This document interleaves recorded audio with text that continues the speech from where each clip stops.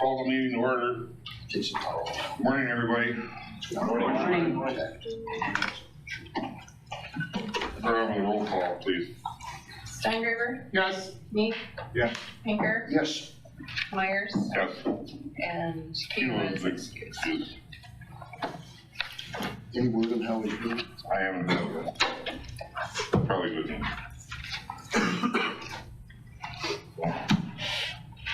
We'll start off with public comments. Is there anybody in the audience or otherwise that would like to make comments to the Police and Fire Commission? Okay. Move on to the minutes of the October 13th regular commission meeting. Move to approve. Second. Is there? Thank you. Second. Bill. Any questions or comments? All in favor say aye. Aye. Opposed? Motion carried. Minutes of the October 20th special meeting. Move to approve. Second by Steve Meek. Questions? All in favor say aye. Aye. Opposed? Motion carries. Item number 6 is approval of assignment of relief lieutenant for the red shift, Nate McNamara. Chief? Nate, come on up here. So firefighter McNamara worked and studied very hard for the 2022 promotional process that we did back in August, and that certainly showed the results. His work ethic and attention to detail have earned him one of the top spots on our eligibility list. Firefighter McNamara will no doubt be an asset to our leadership team here at the MFRD. He has an innate leadership ability that shows through daily, and also his military background gave him some additional leadership skills, which I'll kind of get into here. So Nate began his career with the Marshfield Fire and Rescue Department on July 6, 2009. Prior to his career with the MFRD, he came to us with 5+ years of county rescue services and the Pier Fire Department as an EMT paid on call. Nate served 6 years in the United States Marine Corps as a combat engineer and light armored vehicle mechanic. He achieved the level of Sergeant E5 and held numerous leadership billets. He served in Operation Iraqi Freedom during the liberation of Iraq in 2003. He was honorably discharged from the active duty on July 9th, 2005. Nate has worked diligently to get to this point in his career. His hard work paid off when he scored high in the relief lieutenant process. Nate earned his associate's degree in fire protection technician from Fox Valley Tech in May of 2008. He has also earned many state of Wisconsin special training certifications in a variety of different areas, including Fire Inspector 1, Emergency Services Instructor 1, and Fire Officer 1. Among being active on many committees at the Fire Department, Nate is also our coordinator for the Rescue Task Force program. So with that, it's a great pleasure and confidence that I request your approval to assign firefighter Nate McNamara to relief lieutenant on red shift. If approved, Nate's duties would resume or begin effective today. So I look for your approval. Is there a motion to that effect? Steve Meek? Second. Second by Mr. Pinker. Any questions? I just want to say I'm pleased because I sat in on the interviews and you did a really good job with the presentation you had to give to us. So I'm very pleased with this. Thank you. I'd also like to point out Nate's wife, Stephanie, is here as well. So thank you for coming. Happy birthday to the Marine Corps, and thank you for your service. And I'll give you congratulations. Thank you very much for all you do and all you're going to do. Thank you. We have a motion and a second to approve. All in favor say aye. Aye. Opposed? Motion carries. Congratulations.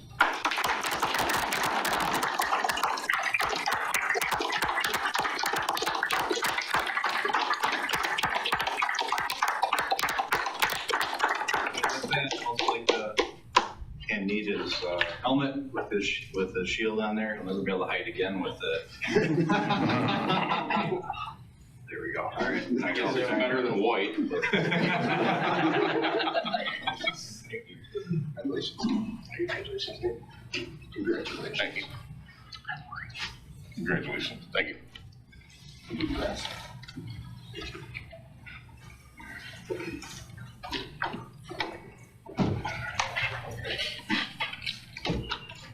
It's so much better than working on a budget. I love this. Absolutely love this.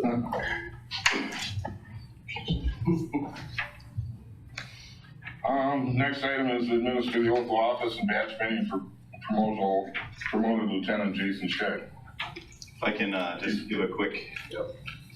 So 4 personnel participated in the Lieutenant Assessment Center on August 31st, 2022.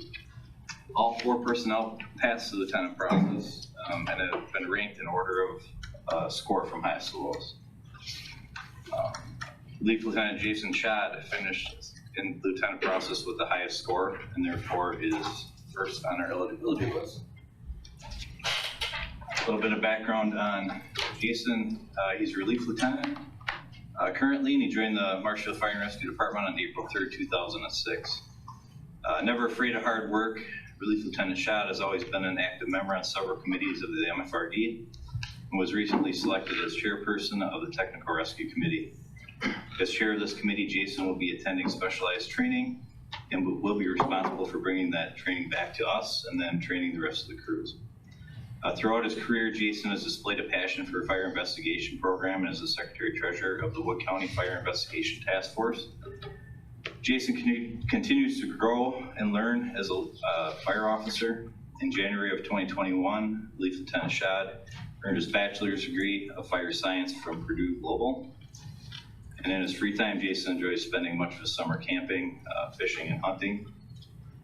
I'd also like to say that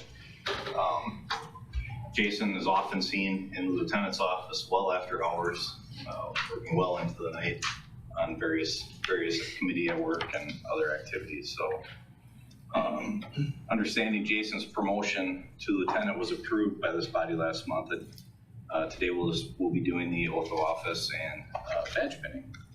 Jason does have his wife, Jenny, and their 2 children, Riker and Kylie, here as well, who will also be participating in the badge pinning. So, Jess, take it away. Jason.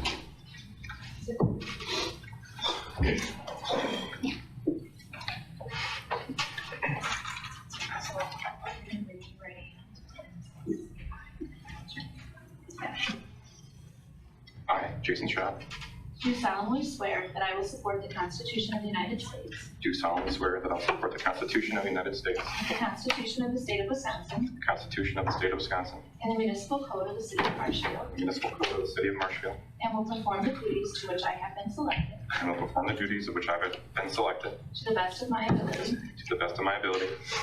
So help me God.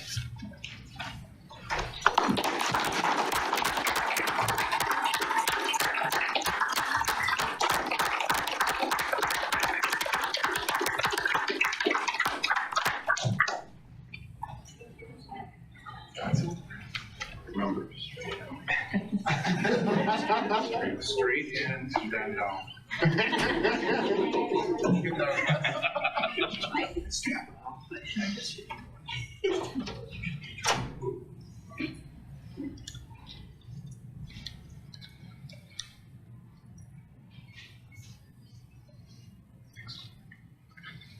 Now, Riker and Kylie, here you go.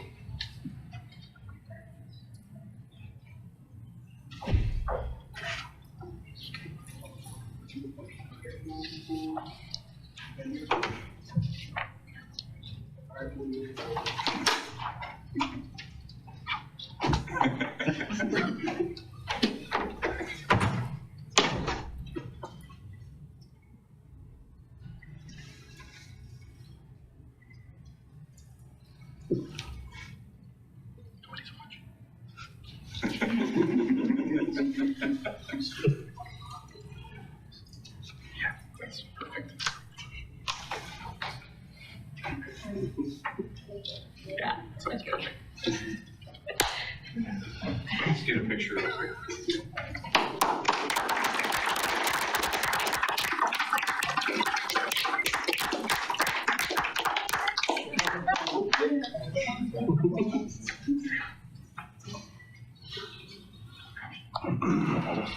There you go.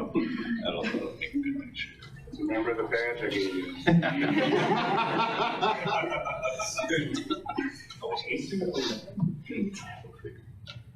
One, two, three.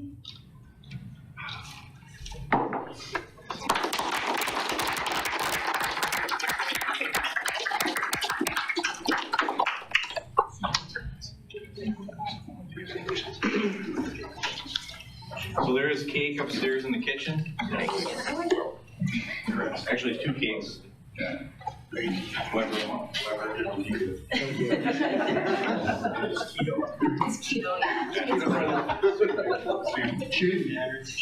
shift already has first dibs on the cake. On that cake, oh, we got all kinds of cake. Yes, you got 2.5 cakes. Whatever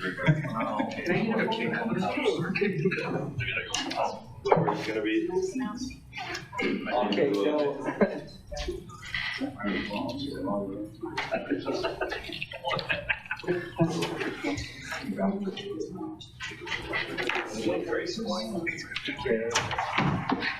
Good job. Oh, sorry. Yeah.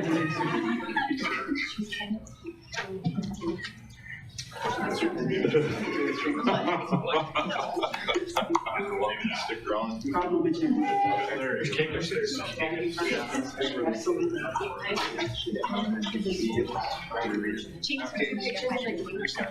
I didn't. I mean, you. day, guys. I have it every day. Better than I would.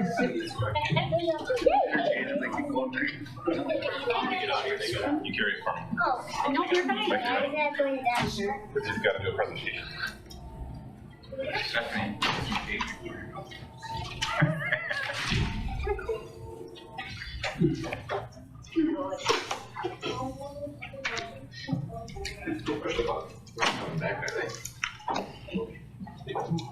Feels lonely in here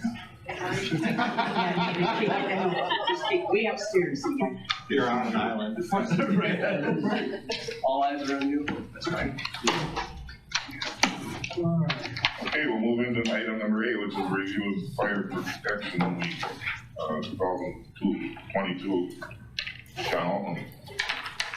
Let's do a quick introduction if you don't mind. I don't know if we've ever presented this before, commission level, Mike. But I wanted to recognize the committee's hard work in this. John put together a really good presentation. I'm extremely proud of this committee. I think it's one of the more important committees on this department as they go out and preach the word of fire safety to all the kids throughout all the schools. So I think it's important for this body and the public to understand the dedication of this committee over and above the hours normally put in that 2-week frame, and for, quite frankly, a lot of time leading up to Fire Prevention Week. So with that, I'll let Lead Lieutenant John Altman, our Fire Education Coordinator, run through his slideshow. So John. All right. Well, first of all, good morning. Thank you for having me. Like Chief Letty said, I'm John Altman. I'm one of the relief lieutenants for the blue shift, but I also wear the hat of Fire Prevention Chair within the committee. So what does that mean? First, I just want to start off with who the committee is, because I really, what being the chair of the Fire Prevention Committee means to me is that I get to work with people that make us look good. This is the public outreach arm of this fire department. I've had the privilege of watching many of your guys' meetings, and as Chief Kiernick has said, you know, how do we put a price on the prevention that we, or what we prevent? And this is the fire department side of it. These men and women up here have worked very hard this year, and I just really want them to have the recognition. Really, without these people on the screen, the prevention that we have wouldn't exist to the level that it does. And then obviously we're headed by Deputy Chief Everett Mueller. He's the management aspect of this committee.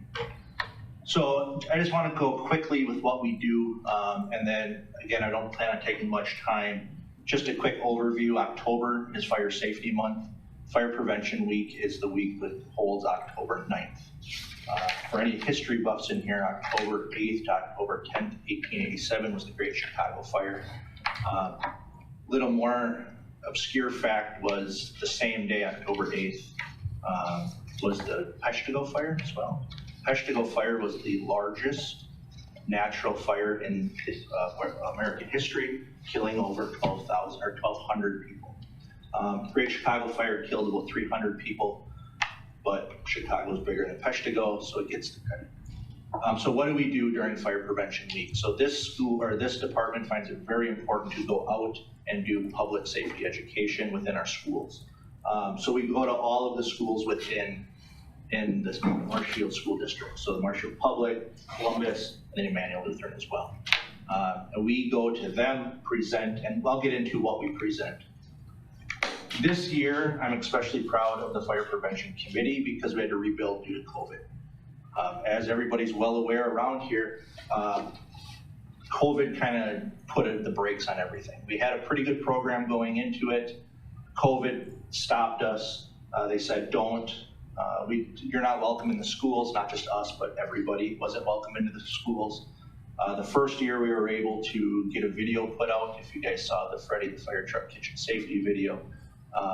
Last year, just time constraints got the best of us. We weren't able to put anything out. So this year was very important to me and the committee to rebuild, and we'll go into this. So what did we do to prepare? Meetings. Well, you guys are all well aware of meetings.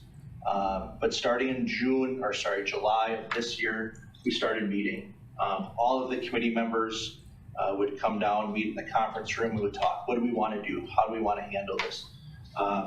And probably 4 or 5 meetings to get to where we wanted to go. And so we started brainstorming and developing, because again, we viewed this as ground level, nothing is there, and now we have to start building that foundation. So how do we want to reach the children? There's a lot of ideas out there. If you go out on the internet, fire departments do all sorts of different things. Some of them just stand up and lecture. If you guys are around here long enough, you might remember we used to go out and do clowns. Some do videos. So what do we want to do in Marshfield to make it better? And what we decided was grade specific presentations. One of the things that we used to do was just go lecture the same presentation from kindergarten all the way to 6th grade. Well, anybody that has kids knows a kindergartner takes information in differently and processes it differently than a 6th grader does. And we thought that wasn't a benefit. We thought we were going to, if we do that, we're going to hit that middle age group really well. We're going to lose the kindergartners, and the 6th graders are going to get bored just because it's going to be below their level. So what we had to do was we went ahead and created these programs. We had one of the meetings, we decided we're going to split it into K and 1. So we did have a little bit of grouping with K1, 2, 3, 4, 5, and then 6th was alone. And that way we only had to develop 4 programs, but that's still 4 programs that had to be developed from ground level to completion. So we had to, after we created them, everybody on that committee took on a piece of it. We decided to create it. We had to practice the delivery. Because again, we didn't want the first time presenting to be at the schools. We wanted to make sure that we looked okay. And again, this is just the lead up to it. And next thing we had to do is contact the schools. We have 8 different schools that we had to contact and coordinate. And we wanted to do this all in a 2-week period. And so there's a lot of outreach, a lot of schedule balancing. It was the whole, this day works well for me, this day doesn't, can we switch? Is there anything I can do to do that? Eventually we got it all hammered out. One thing that also goes into this is the Fire Safety Materials Organization delivery. So the National Fire Safety Council is a nonprofit organization which we have a contract with, or we agree to work with. They solicit donations from businesses, and then there's a fund out there that we can get fire safety materials for. So for 4K, K, 1, 2, and 3, we were able to use those funds to purchase fire safety materials. And then we also, if you guys saw back at the beginning, this year's theme was Fire Won't Wait, Plan Your Escape, which means fire escape plans. So then we also got 2,400 fire escape templates and gave those to 4K all the way through 6th grade. That way they have the ability to actually create the fire escape plan if they haven't done so. Again, those were provided from the Fire Safety Council, and really they're from the business owners' donations. Really didn't come out of any of our budgets. And then finally, before we went to the schools, we had to collect everything. So when we get into these presentations, or when we get into what we did, you'll see that we had a lot of materials we had to bring with us. We had to bring our Freddy the robot, Freddy the fire truck robot. We had to bring a projector, screens, computers, turnout gear. We had to bring a fire engine with us. We had to make sure we had all of this materials with us. So we had to make sure that it was ready to go so we could hit the ground and go. This chunk of it, I want to stress, this was a lot of behind the scenes stuff. And one thing is all those fire prevention, all these members here are shift members, other than Deputy Chief Mueller. So what does that mean? Well, we still have to work our 56-hour work week. We still have to run calls. But on top of it, we've decided to take on the responsibility to do all this extra stuff. So a lot of this stuff was done after hours. We had very good support of our management. If there was time in the day that we could work on stuff, we did. But if not, we had to schedule and organize. Roughly, probably this little chunk, we probably have about 20 hours invested into it. So what did we do? So kindergarten and first. So what we decided was kindergartners and first graders, 5, 6, and 7 years old, don't do very well standing and lecturing. So we had a very short fire safety presentation, fire escape plans. We then showed them the gear. This is at Emmanuel Lutheran. We showed them the turnout gear because one thing that we discovered was kids are scared of us when we're dressed out because they can't see anything. And then we showed them a fire truck. This is the first year that we've ever brought a fire truck to a school for this level of presentation. It worked great. Second grade, we did a Freddy the fire truck skit. Red Shift firefighter Sager, Weber, and Fighter did a very good job creating an actual presentation where Freddy the fire truck was a skit. Unfortunately, I don't have super great pictures because this was one of the more involved ones where we didn't have somebody just free to take a picture. But this is where Freddy came out. He interacted with a firefighter. There's a presentation. The kids could actually talk to Freddy, touch him, ask him questions. Freddy would turn his lights on, his siren, sing, dance, all that fun stuff. It was a pretty good hit with the second, third graders. Again, that would be 7, 8, 9. Fourth and fifth graders. So at this point, we got to the point where just some backstory, my wife is a 6th grade teacher, and I really wanted to use Freddy. And my wife told me, if you bring Freddy into a 6th grade classroom, you're gonna get laughed at, and they're not gonna pay attention to you. That's where I developed this whole age-specific presentation. But when we got to 4th and 5th, we were trying to figure out what really jives with 9, 10, and 11-year-olds. And technology, we decided, is a good thing. So what we decided to do was, this is a program called Kahoot. It's an online test or quiz taking program. We created it. This is a real question that was taken out of our presentation. We were able to project on our computer these screens, and then the public schools all have their own tablets. All the students do. So they actually logged in with their own tablets, and all between 50 and 100 kids got to participate taking this. We did have the program allowed us to go up to 100 participants. The biggest we had was like 92. And that was like Grant Elementary, just one of the largest schools in town. They went through, and after this, so this would go, the ones who are out, where do you go? Or do you ever go back inside for? This would go, they would answer, we'd give some education about why the right answer is right, and then continue on. So we decided that we needed a prize. So what are we gonna do for a prize? And somebody threw out during the fire prevention committee, let's pie somebody. Kids really get a kick out of that. And at first, it was just kind of an off-the-cuff statement. And then we decided, yeah, why don't we? Why don't we pie somebody? Are we cool with that? And I believe Deputy Chief Mueller was sitting there, and he's like, sure, if you guys want to pie somebody, go for it. And so we did. And the winner of the 4th and 5th grade presentations actually got to pie people. So this is firefighter Sager right here, that gentleman right there. This is firefighter Miller. And it was a huge hit, literally.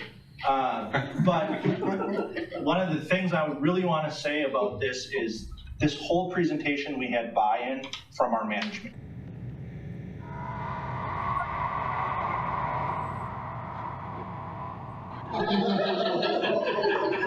Nice one, Chief. Thank you. I have a proposal for prison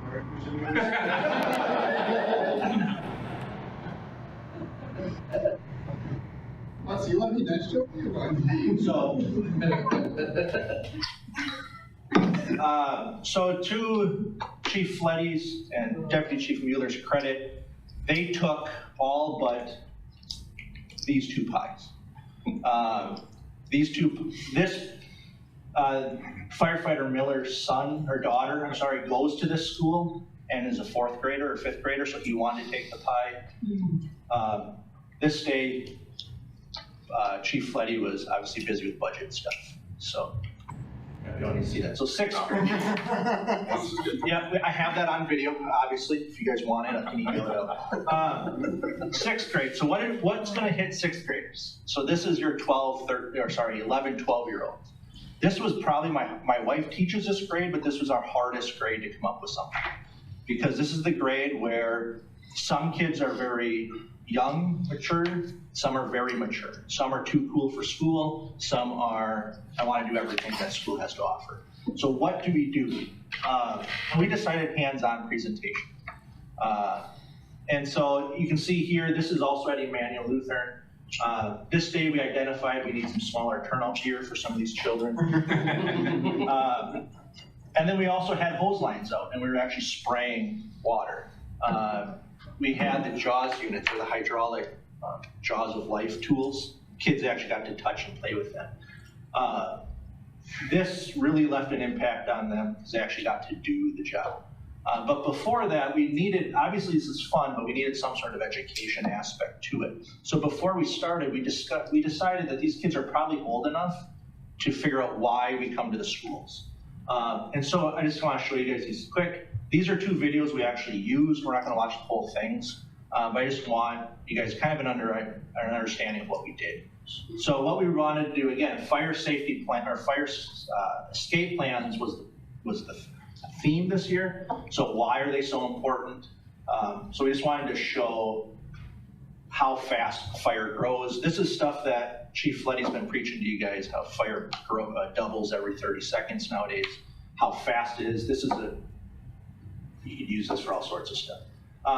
So this was a Christmas tree fire, so it's not going to be, this one was really exciting, but a lot of people thought, well, I don't have a Christmas tree 11 months out of the year. So you want to click to the next one, Nate? No, just click off. We'll get there. Click this side, yep. Or push the over button.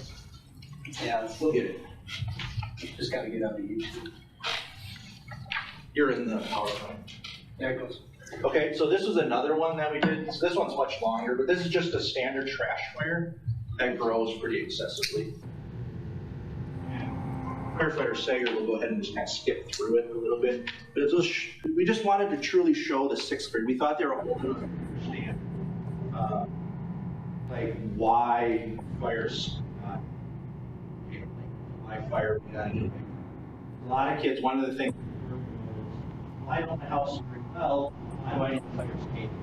And didn't truly understand how fast fire grows. Show the video. During these videos, they're making different things to try to get.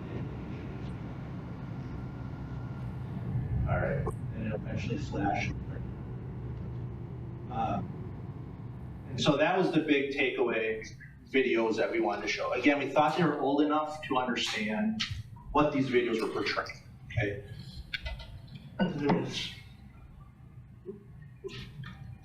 So who did we reach? And this is the stuff, so I presented this information to my committee a couple weeks ago, and this is when Chief Fletty asked me to present it to you guys, because I think it's important to really have data on what we reach.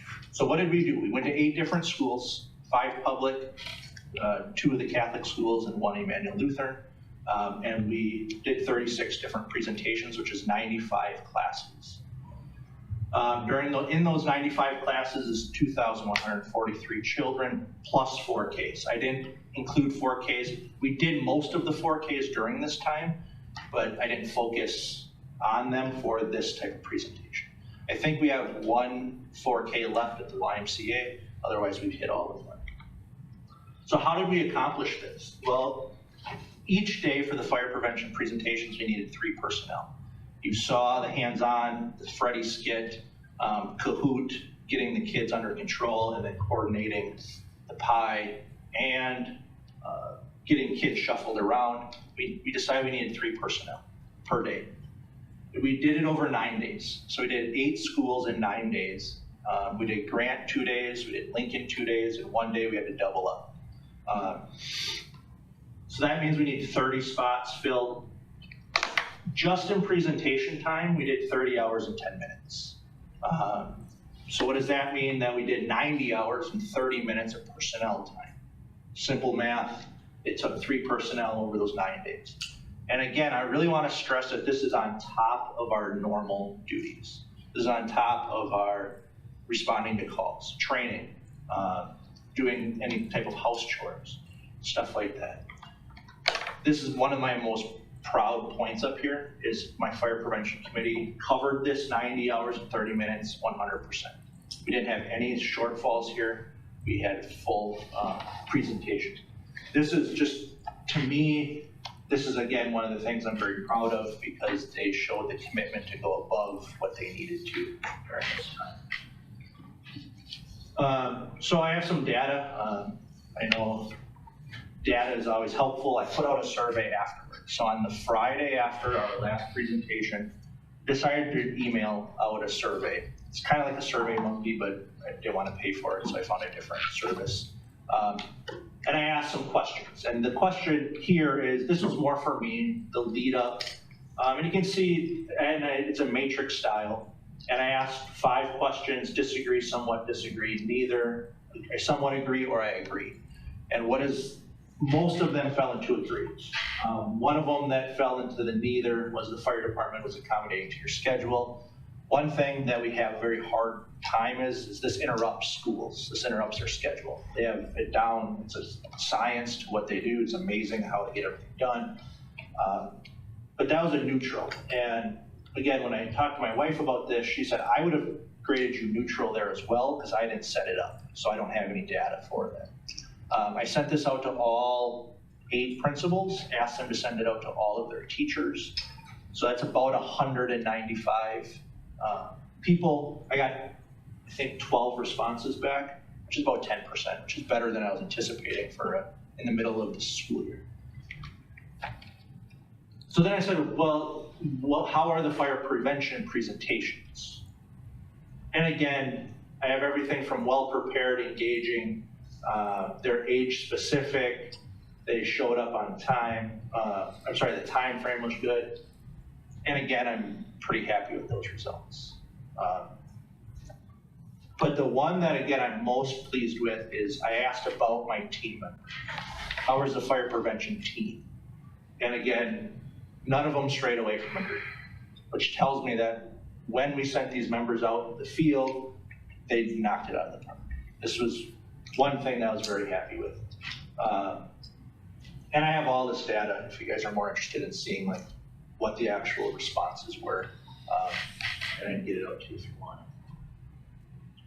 So this is great. These look pretty. But what did the teachers and principals actually think? So I took some comments and I stuck them there.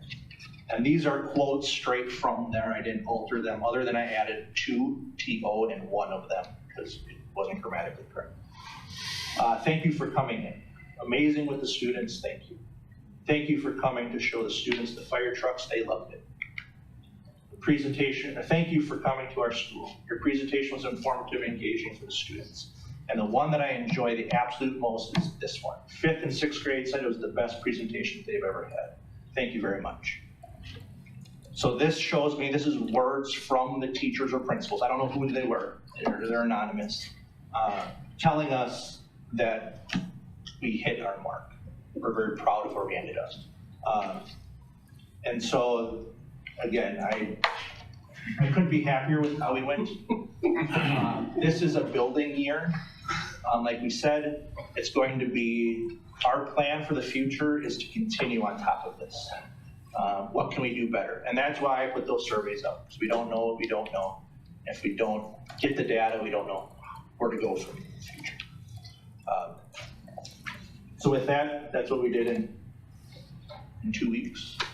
Can answer any questions if you have them. Otherwise, thank you. I don't have a question, but John, you and your committee, it is commendable what you did. And Mayor, if you could accommodate us in some way, getting something on the agenda for the council, I'd like you to give this presentation to the city council. Sure. Okay. I think some people don't realize that part of the structure of the fire department is actually prevention. Not just knocking the fires down and helping people, but a big part of it is prevention. So if you, Mayor, if you could, sometime when it's after the dust settles, if we can find a minute or two for a presentation. Again, John, if you're willing to do that, we'd certainly appreciate it. Thank you, members of the committee, and you did a wonderful job. Thank you. And John, to you, to the committee, I spent 40 years in the classroom, and I did science demonstrations from pre-K all the way up. I have a good idea how much effort goes into this, and I think everybody on this committee, especially myself, has proud capital letters exclamation. That's a fantastic job. Well, especially because, I mean, as your duty day goes, when you have downtime to be resting before you have to do it, eating, that you guys are spending your time, you're still being paid, still here on duty and everything, but spending time where you don't have to be doing something, doing this and getting it ready, that's very much. And that, that 90 hours was off. We didn't do it, we came in on top of our shifts to do that.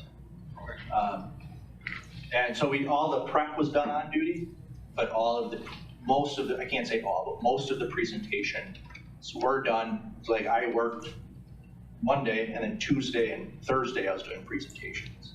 And I worked Monday, Wednesday. So it was a long 2 weeks, but we got it done. I think that it's a lifelong learning item that people will not forget this. So it's a carryover into their adult years even, especially the 5th and 6th graders. We always might recruit out of these classes. It's a force multiplier of what you guys did, really, way beyond the school book. Thank you. I want to thank you for your efforts, everybody. Spread that on to the rest of the team. Sure, absolutely. Absolutely. Okay. And John? Yes. Take the extra cake upstairs. Okay. There are bowls and spoons back there too. Thank you for your time. Thank you. I got it, John, don't worry. Yeah. It's the last you're going to see of it.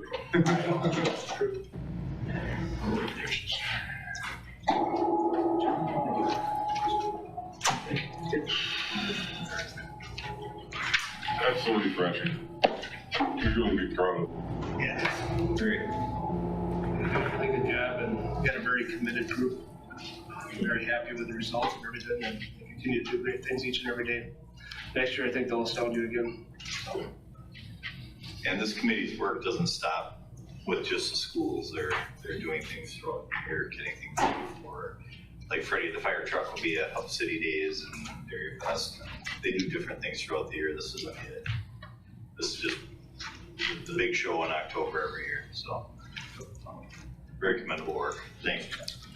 One class we will be attending here in the not so distant future in the city of Marshfield is the community risk reduction. That allows us to look at all of our data. When we look at the data, we can find out exactly where our problems are in our community, and then we can hone in all of our fire prevention efforts into those areas. So that's something I'll be presenting probably December, January timeframe. So something coming forward. Thank you. Item number 9, fire service and law enforcement. Mr. Pinker. Okay, I passed out before the meeting a news story up in Chippewa Falls. City of Chippewa Falls had an emergency services referendum which passed. And I'll just read from this. Voters in the city of Chippewa Falls approved a referendum to bring financial help to its emergency service departments. Chippewa Falls voters have decided in favor of the referendum that to exceed state levy limits by $1.2 million per year. That will enable them to add 3 more firefighters, which seems to be a number that crosses around here quite frequently, and 1 more police officer in Chippewa Falls. I think somewhere along the line, we've heard 1 additional police officer from our chief. And the funds would also go toward pay raises for police officers, a move Chippewa Falls Police Chief Matt Kelm said would make the job more competitive, which is again something that we've heard here countless times. I would suggest that sometime in the future, we arrange some type of conference, video conference, traveling to Chippewa Falls, whatever, so we can talk to both chiefs and get some insight as to how they got this thing to work. Second item, Madison, Wisconsin. Full-time firefighters and EMTs no longer have to be U.S. citizens. If they have legal permission to work in the country, this is paragraph 3, they are now eligible to apply regardless of citizenship status. They are going to change their testing programs and they have multiple options for taking the test. And they've attempted to streamline their hiring process. Next item, which may be one of the more unusual items. In Iowa, this is in the Cedar Rapids area, a fire department was called to a wind turbine in a wind farm that was on fire. You've ever seen the wind turbines? They're tall, the blades are huge. Mechanical area likewise is huge, way up on top. As the flaming material's coming down, then that set grass fires, so they had multiple things to look at. Eventually they got things under control and the power company was able to take over beyond that. Article about some of the, I guess you could say, positive points about electric apparatus. Just for reference, the black and white picture, that's Rosenbauer's offering. I believe LA Fire has got one of those. Now, as long as I'm talking about electric, let me just note at the top of the second page, the gentleman from Red Fire Group making his comments. That's the group that owns E1, Ferrera, LTC, Smeal, and Spartan apparatus. As of October 30th, NYPD and FDNY have been responding to an electric scooter or an electric bicycle fire every other day. The most recent one occurred on the 20th floor of an apartment house. What they've been finding is people are storing these devices, they're not that large, and many people in New York store bicycles in their apartments.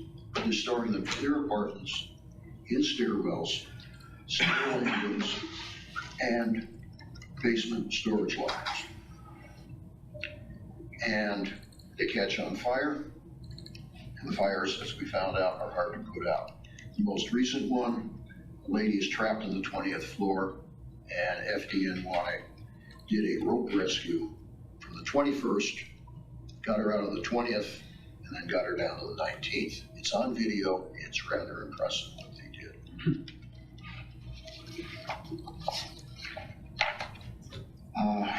Next one's from Little Rock, Arkansas. Likewise, if you can find the film, this is interesting. Little Rock police were involved in a high-speed pursuit through commercial and residential areas with a motorcyclist. The motorcyclist eventually bailed out and was fleeing on foot, and one of the pursuing officers had his taser, and he fired the taser. taser hit the guy's backpack, and for some reason, he had a gallon container of gasoline in his backpack. The officer activated the taser. Well, obviously, everything went up in flames. Luckily, the cyclist was not injured at all, minor injuries. But it's a rather impressive thing to see this guy light up. Another car versus fire truck. South of Salt Lake City is fire apparatus in emergency mode operating on the interstate, and a driver came down one of the on-ramps. She struck the fire truck. They still haven't figured out what's going on. A couple months ago, we had one of these from Baltimore involving street racers, and in that case, the police were attacked by the street racers. Same thing occurred in the Atlanta area, this would have been last month.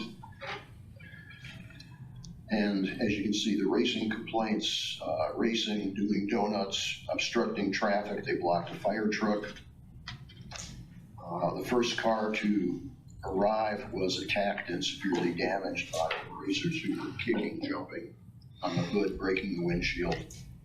And later that night, this was occurring in an Atlanta suburb. Later that night, Atlanta police arrested in Atlanta 10 of the same crew and impounded 10 motor vehicles.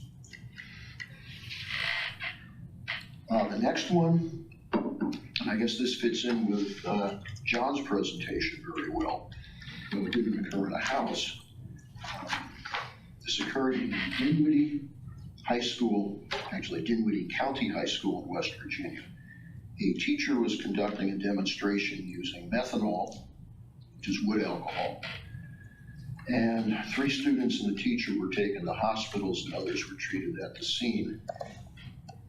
Apparently, it's a flame, Bunsen burner, and there's a smaller container, and the fellow poured from the large container into the smaller container.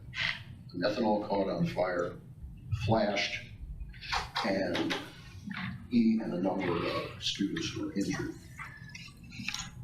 Back 8 years ago, there was a rash of these taking place across the country, where people were doing demonstrations with various salts in alcohol, and then they would use an atomizer or something, blow the salts into the flame, and you get color from the chemicals you have. And there were similar incidents where people were pouring from large containers of alcohol into smaller containers, and then things were igniting.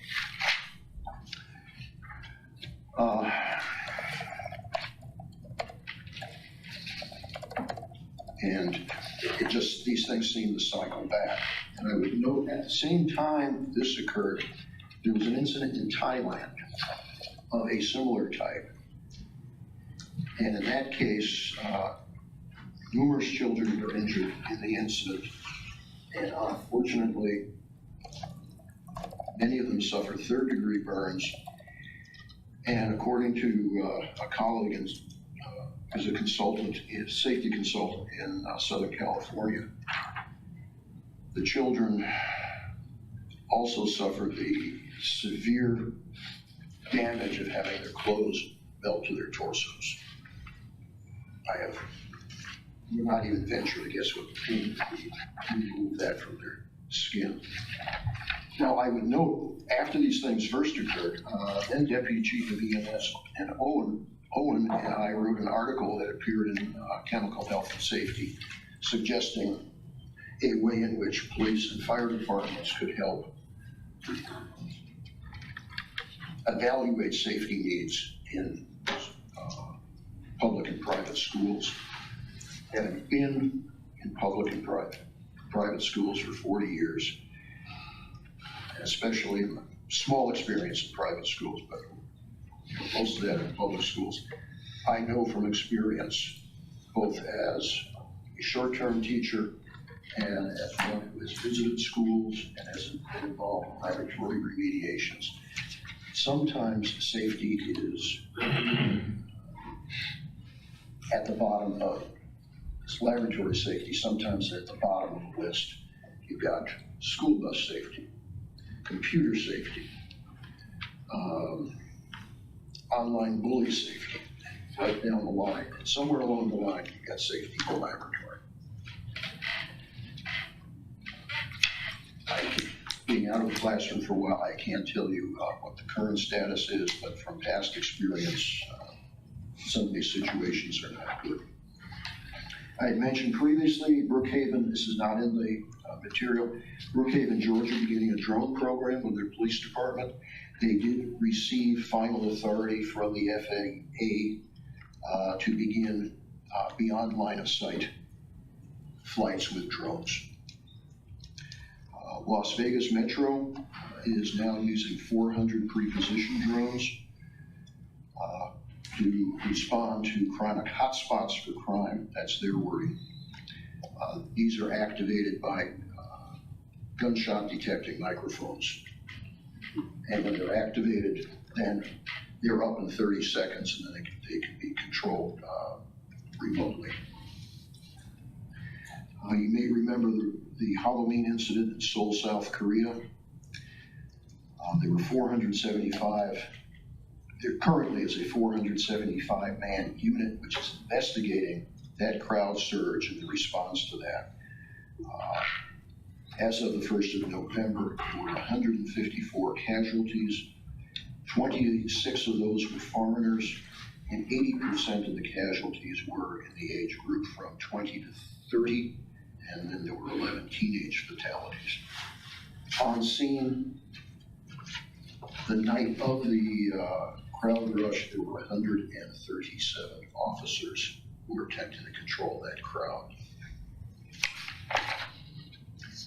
And then this was on Fox News last night.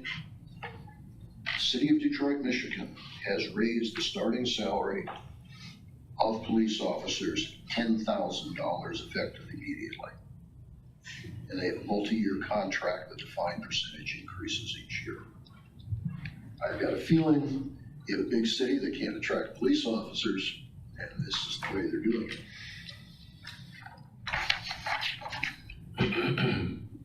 So, Chief, I hope we don't lose anybody to Detroit.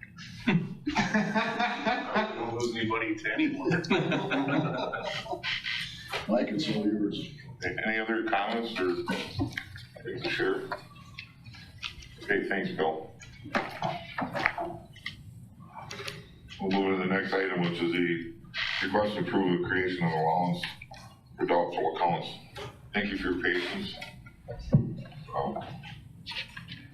Does everybody have the sheet? Yeah. Welcome. So, thank you for having us here. Myself and Jennifer decided that we should make an appearance here and discuss what has kind of come to light since May 31st.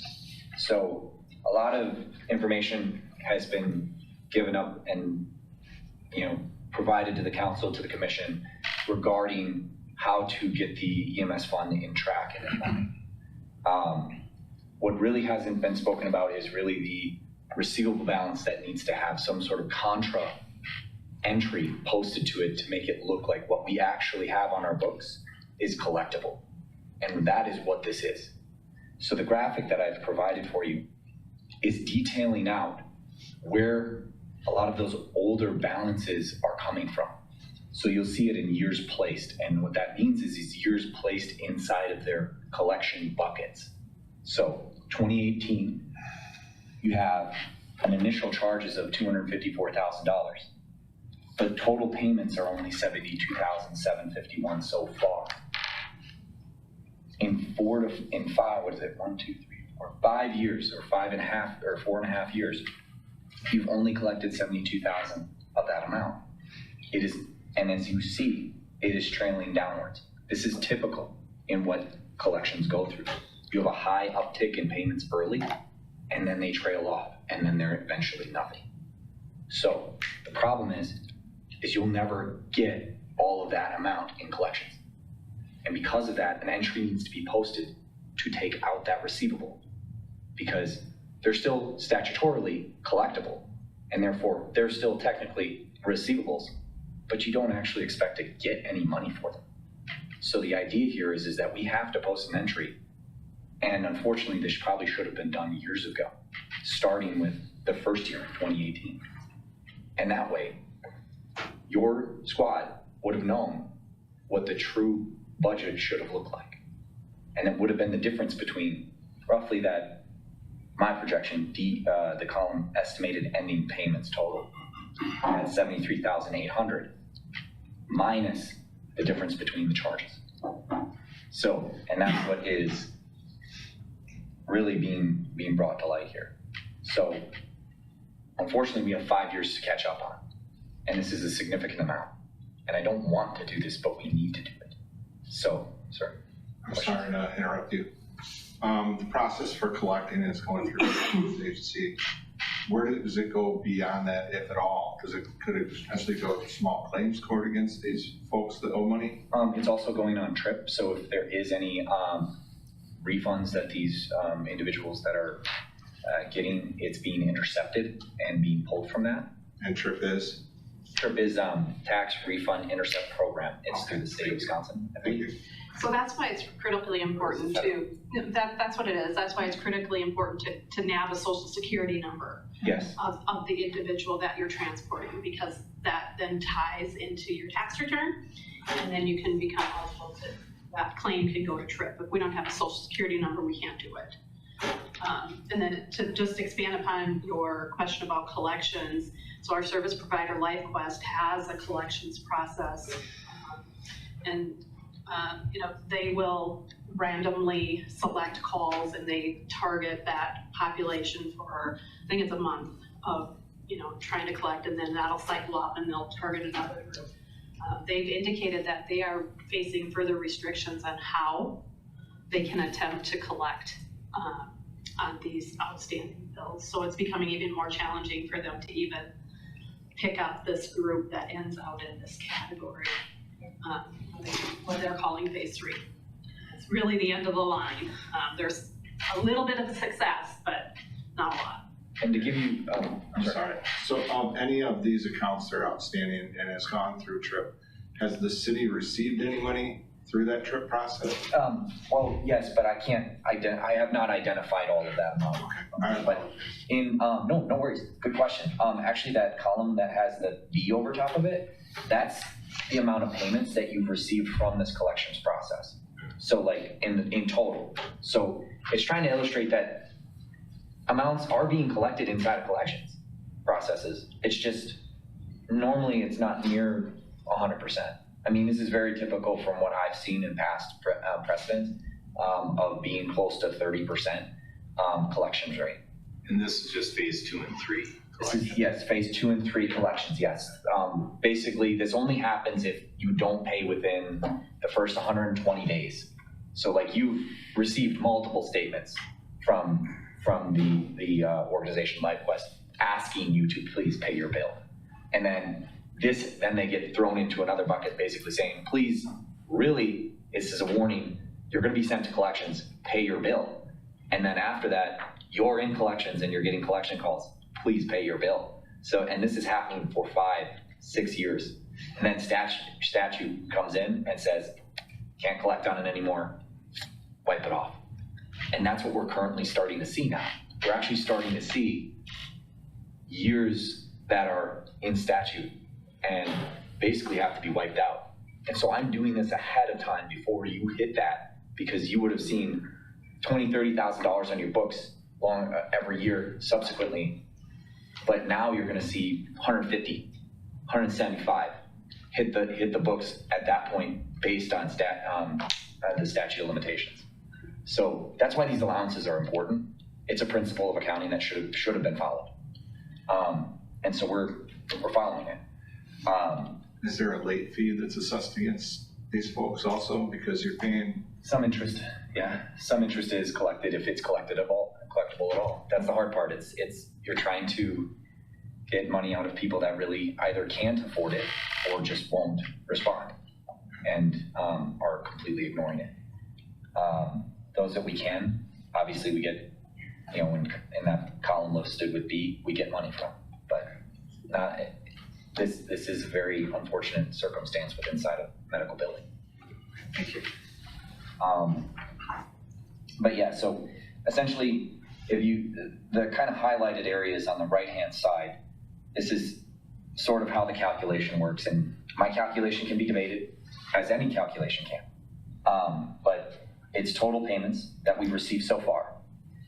Of that, we're creating a recovery percentage. So here's what column B is divided by column A, okay? So that's 28% on a long-term 5-year, 4-year, 5-year plan. So that's kind of what the one that you kind of want to look at, because you're saying, I've had the longest time to try and collect on this money. This is probably the percent that we're gonna get. And so you kind of, and in column C, that's where I'm kind of using that 29, 27 range of collections. Some looks like, you know, even given that many amount of years, we're probably not gonna collect a whole bunch more on it.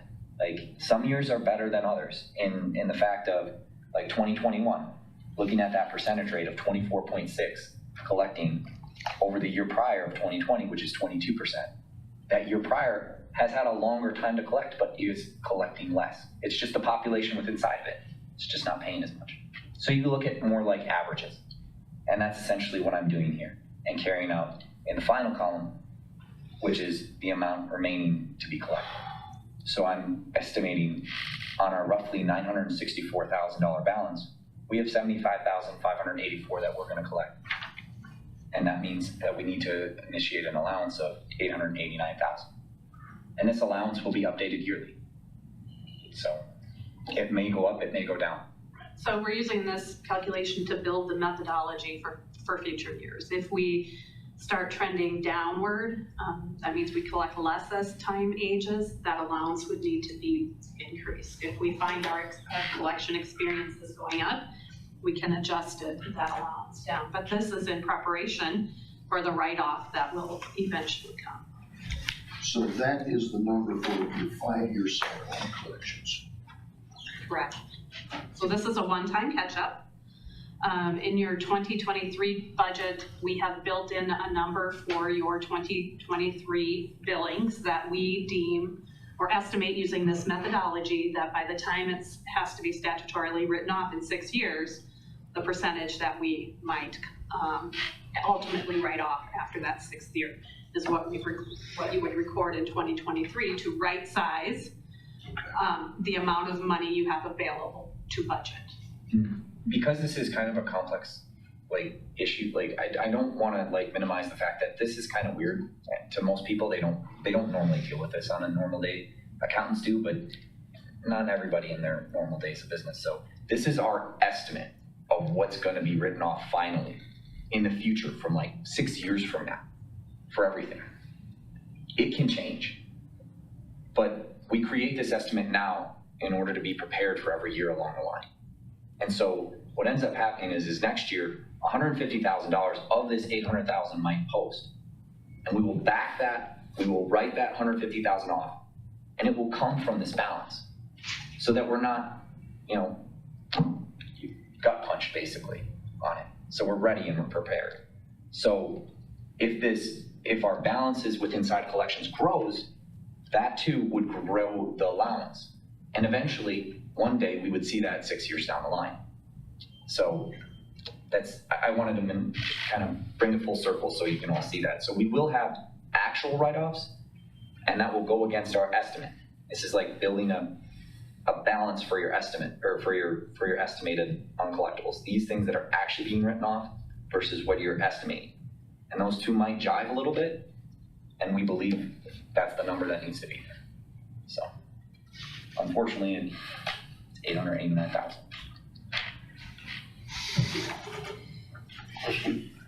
Just 2 comments about this. I made this statement at one of the council meetings. Based upon what's happened, you people are the true heroes in this whole thing. Because you found this, somebody should have found this years ago, and they didn't. I think if everybody here, that is a great disappointment. I believe we could use a variety of words, at least from the printable side to describe our feelings about this. The second thing, I guess, would refer more to the LifeQuest end of this. I did make note of this too when the LifeQuest representative was here. My mother-in-law lives in a different part of the state, and the ambulance service, which serves her area, uses a different billing agency. When I compare what she experienced to the manner in which the LifeQuest collections are made, the LifeQuest system seems to be more, shall we say, patient-oriented. She had a case where she actually had to go to the ADRC and get legal help from them to deal with a billing agency that was, to be polite, not friendly. And of course, that also would add into how people want to deal with their bills. So thank you to both of you for what you're doing for us. And as Mike has noted, as Andy noted, as I've noted during our various times on the commission, we've never seen finance people. So thank you for doing this. Yes, I echo that same thing. Thank you. It's refreshing. I will want to end on some good news though. I don't have it currently in front of me, but with the efforts that Chief and DC Bacus have done as far as identifying what they can do with inside the EMS fund, it's actually doing pretty decent for this year. I don't have the numbers at hand, but I know it's more than break even, at least, until this entry hits, obviously. But this is more of a yearly, like multi-year catch up, and this will make it look bad. But currently you guys are doing pretty good. So I will say that the efforts that you guys have done have helped. I'd like to extend that also to all of our responders, everybody going out on the ambulance. They're working 3 personnel short, and that's helping the EMS account, but it certainly isn't helping their physical and mental well-being. But certainly they deserve a lot of credit for this too, working their butts off. So extend that out to them too. Thanks, Drew. Any questions or comments? I would just say make sure this presentation goes to the city council. My comment. The recommendation is to approve the creation of an allowance for the amount of $889,000 in the form of the finance committee. So, is there a motion, Stephen? Yeah. Okay. Stephen. Steve Aiken, Stephen. Steve Aiken.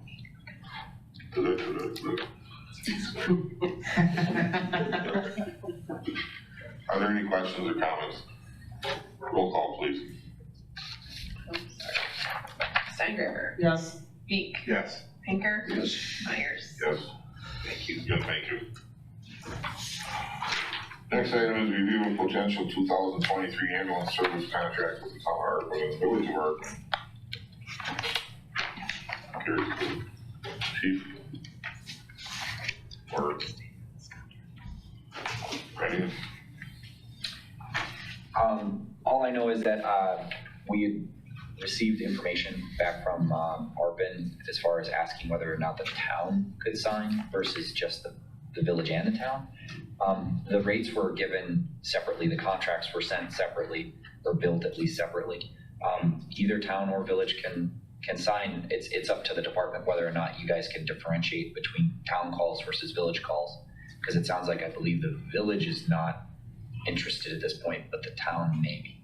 Correct. So I do have an email in my inbox that we have to get back to them on. I think it's just responding to them, and I reached out to DC Bacus about that today. Right. So.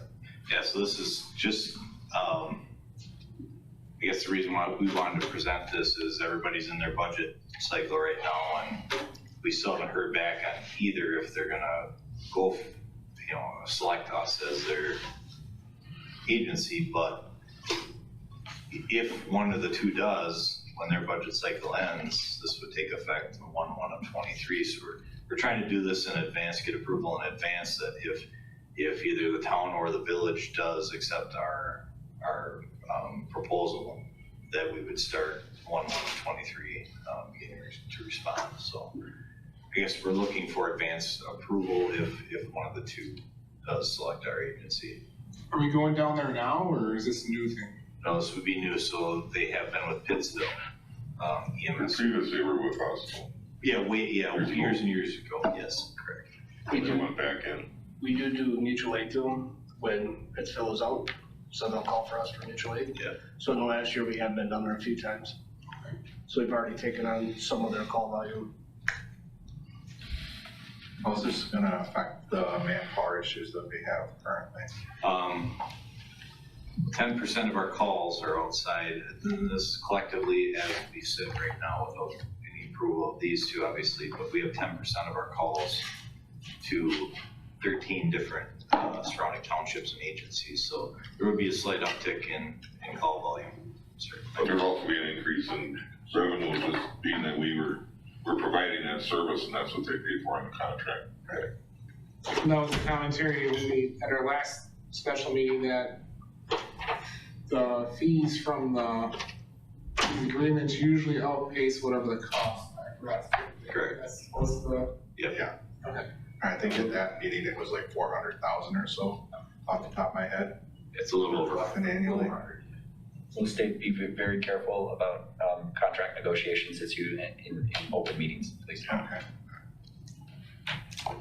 I guess if you just need a blessing, I mean, I can't see that we can approve it, but we certainly do want to proceed with possible partnership with either or both. If you need a motion to that effect, we can do that. That's the most we can do for now. Yep. We'll get a response back from them. Yep, understandable. Maybe it's more of an awareness type thing that this could happen rather quickly here at the end of the year, because we only have a month and a half left, so. So it could be for information's sake that we presented that. Okay, let's leave it at that. We don't need any formal motion. Unless you absolutely need motion. What are you thinking, Jordan? Well, I was just gonna say, not sure if they knew the amount, or were presented with that. I think we used the average for the. We're negotiating with them, so. Okay, let's leave it at that. I appreciate the information. I think collectively thinking that we support the addition, but we'll address the contract when it comes up.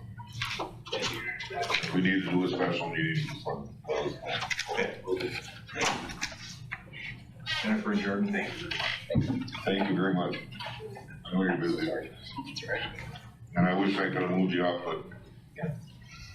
All good. See you guys later. Thank you. Have a good day.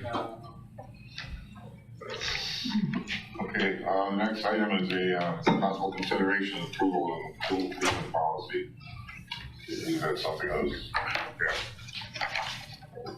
Okay, everybody should have copies of the proposal plus the memo from Attorney Goldthwait.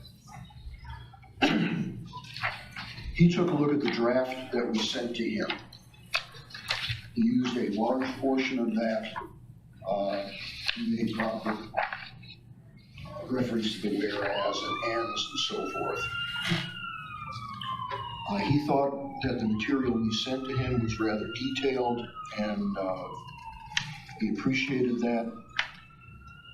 He put together the resolution, which also includes the policy. Note in here, the first line, the Marshfield Police and Fire Commission shall not less than annually appoint one member of its body to independently act for the body to audit and approve bills before payment by the finance director. So at least once a year, we appoint one member. This could also be done quarterly. Quarters don't exactly work well into the five member commission.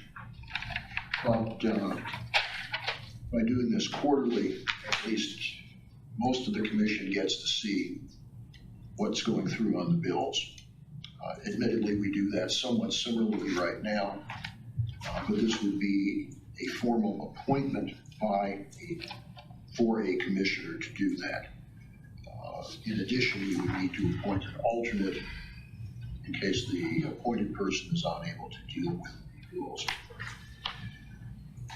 Additionally, for regular monthly billings for services such as utilities, telecommunications services, garbage collection, the chiefs of each respective department or their designees shall have the authority to review and approve such bills for payment by the finance director.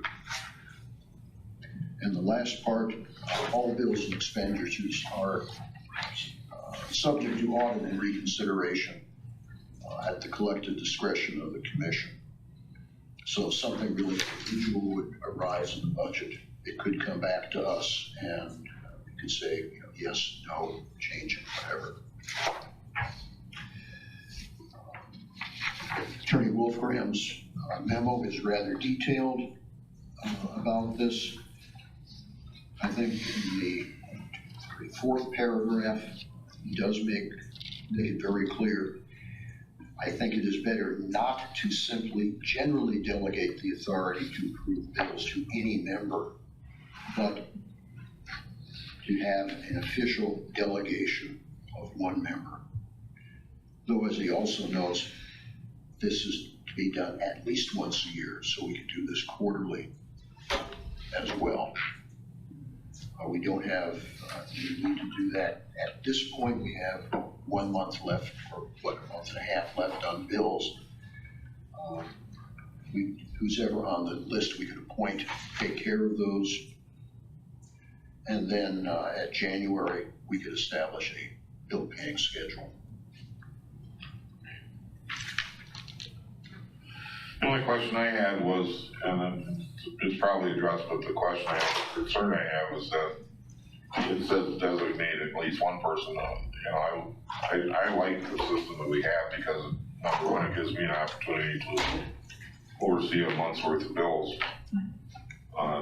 to kind of be in the flow of what is normal and what's not, and also gets my foot in the door here once in a while, where otherwise maybe wouldn't. Be interesting to know if we could consider appointing a person could fall under the umbrella of the monthly schedule that we currently have. And it really is at the beginning of the year we would approve the schedule for bill paying, and then that would be our designation of an individual to pay the bills, rather than one single individual checking the bills month after month after month. So that's the only, I don't know. It's a good policy. It's good to have in place. It's going to solve the problem as far as the short-term bills, that will give the chiefs an opportunity to be able to have the ability to pay for those and not hold them up. That's been a problem in the past for our approval to come in a timely manner. So I guess that's the only hesitation I have. I rather enjoy doing it. It's very informative for me to see the bills on a regular basis. And I'm always willing to come in and fill in for other people too, but that's the only comment I have. No, as I read through that, the same thing came into my mind. I was trying to set up some schedules for paying. Like I say, you have 12 months, and 5 doesn't divide into 12 very easily. You don't understand. But it seems to me, if we meet annually, say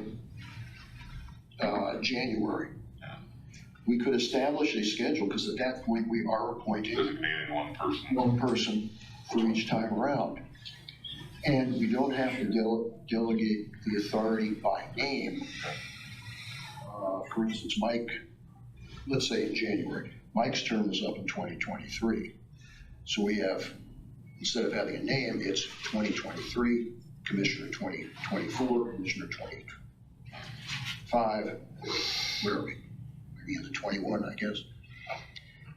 And just designate by year the expiration date of their term, so we don't have to worry about names. So we have somebody changing membership, that person still has an expiration date. Okay, well, I'm glad that you did the footwork on this. I know it's a culmination of a lot of different meetings between finance and yourself and Andy, and so it's looking better than it.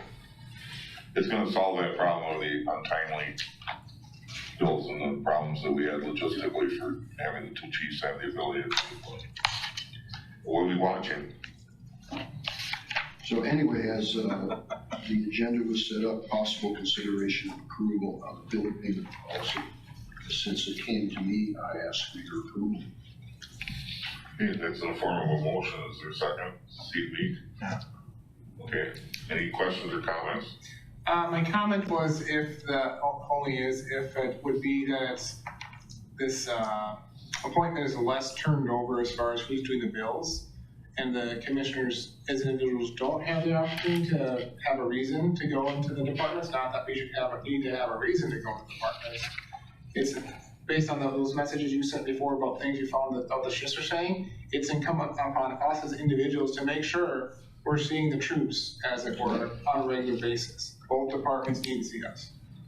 And that's a very important thing, especially right now. This is the most important time for them to see us. You know, both of them. So that's my comment. Any other comments? We have a motion second to approve. Roll call, please. Steingraber, Yes. Meek, Yes. Pinker, Yes. Myers. Yes. Before we move into the next item, I mentioned previously that I have a commitment to my family, and I got to be there at my farm. So I'm gonna turn the chair over to the vice chair. And I apologize for not being able to take part, but duty calls. So, thank you. Thanks, Mike. Yeah, thank you. Go ahead, Bill. And I've got a copy which I'll give to Lori for the file. Lori, that this was approved on the 10th day of November 2022 by a vote of 4 ayes, 0 nay. Before, I'm sorry. I'm gonna forget what I was going to say. I'm sorry, go ahead. Okay. Oh, I know. Just like me. I'm 10 miles away already.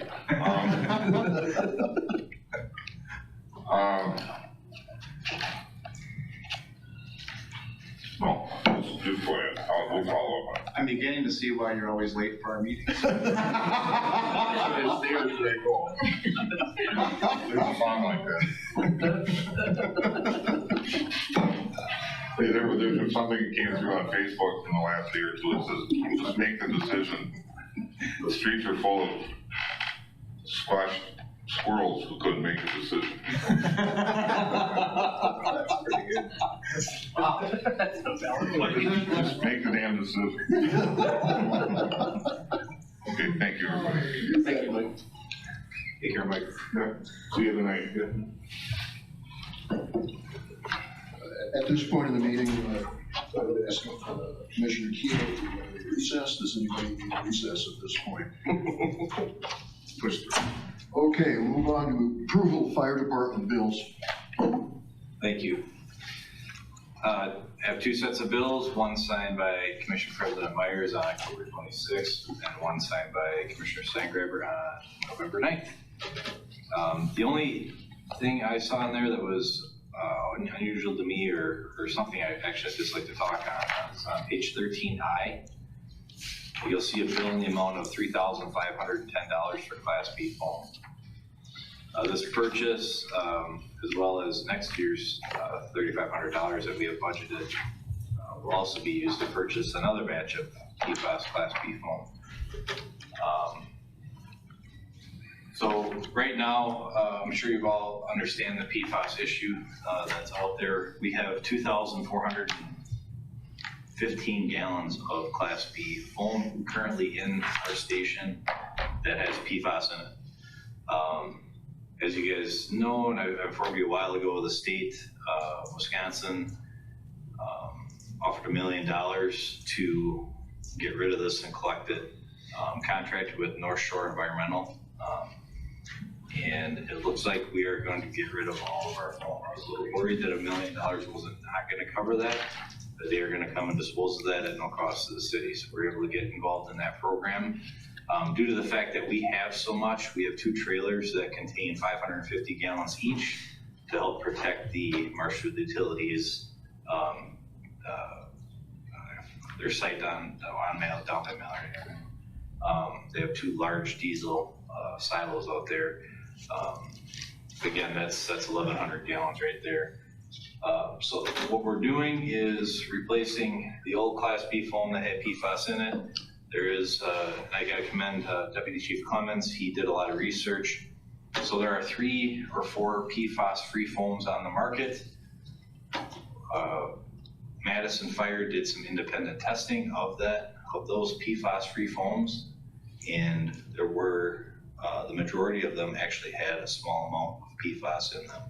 We were able to find one. It's called I believe it's Simply Green. I'm sorry, Universal Green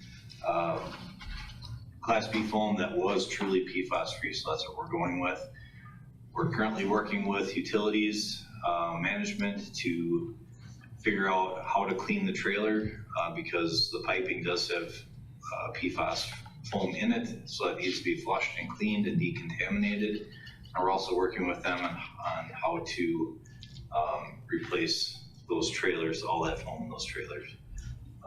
So I just want to bring that to your attention that it shouldn't cost the city anything to get rid of all of our PFAS-free foam. There were departments when this first came out, probably 2 or 3 years ago, that had their foam incinerated. We looked at that as well. It would have cost us $70,000 to incinerate and get rid of that foam. So thankfully we waited for the state to come up with this program, and we just kept it stored in the basement downstairs so nobody touches it. So with that, I didn't see anything else in those sets of bills. I'd be willing to answer any questions you have and ask for approval.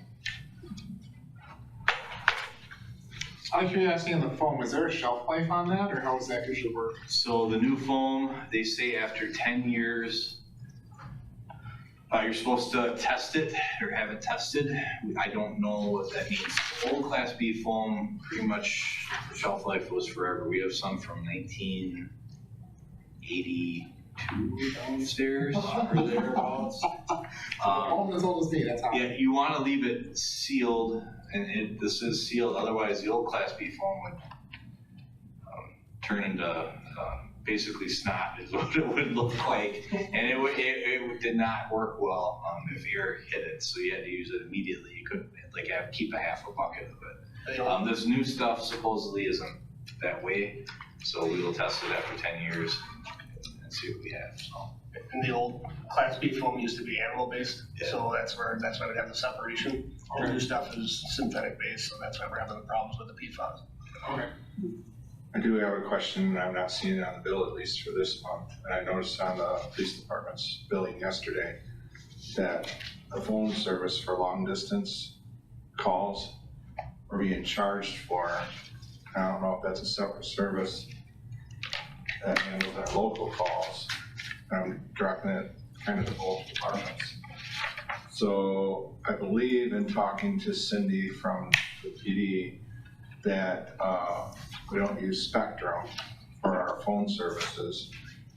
I don't know if Spectrum would offer something that's comparable in price that bunches these 2 charges together. It's like in my own household, I have Spectrum as an example, and I have free long distance calling. It's not on here now. I don't know if you guys can look at that. Cindy also alluded to the fact that I believe IT is the one that sets that up. But it'd be nice to research, and maybe that's a way we can cut some money out of the budget to save money. Absolutely, you're gonna look into that. For basically both departments. Thank you. I think we'll do that.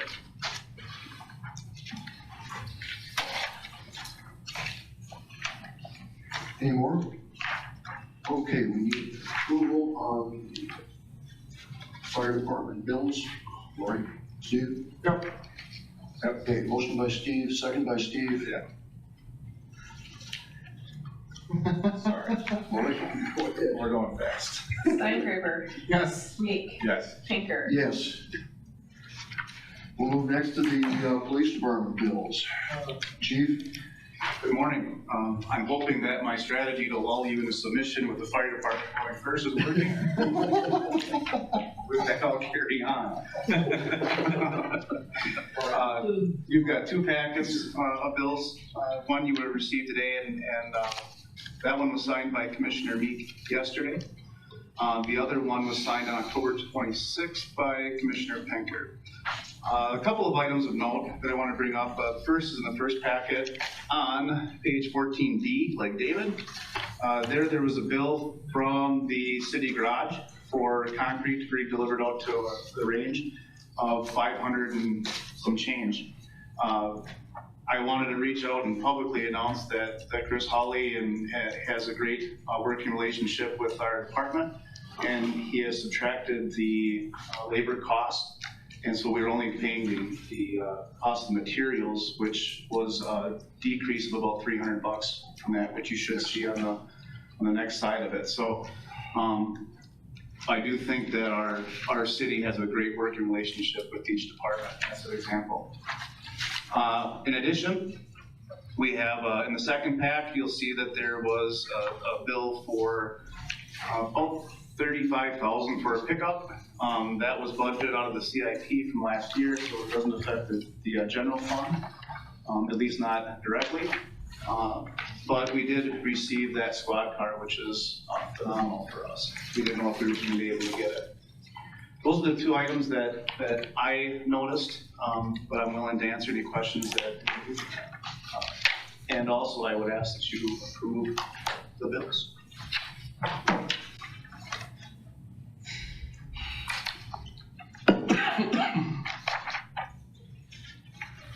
Chief, you had sent us a memo about some confusion on paying an officer's food voucher. Yes. Has that been resolved? Not yet, but Okay. finance hasn't had a chance. They were here, so Okay. they haven't reached it. That's fine. We haven't continued with that yet. Okay. We need a motion to approve the police department bills. Steve?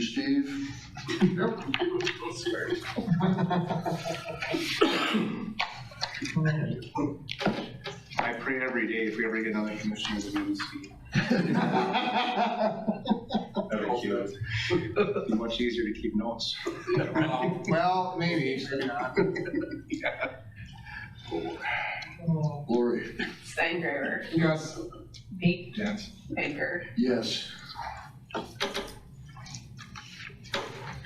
Okay, item number 15, fire department activities, training reports, and correspondence. Thank you again. October is always a very busy month for us. As you saw earlier with John's presentation, so our crews were busy with that. You'll notice that in several spots throughout our activities report as far as going to public and private schools. You also notice we had several job shadow students in the fire station this month. This is kind of the beginning of the school work program, and Deputy Chief Eric Jonas set that up. And we're hoping this will pay dividends in the future in the form of local people who are excited to begin their fire career with us at the Marshfield Fire and Rescue Department. On page 15B, you'll see DC Bacus was on leave from October 8th through the 23rd.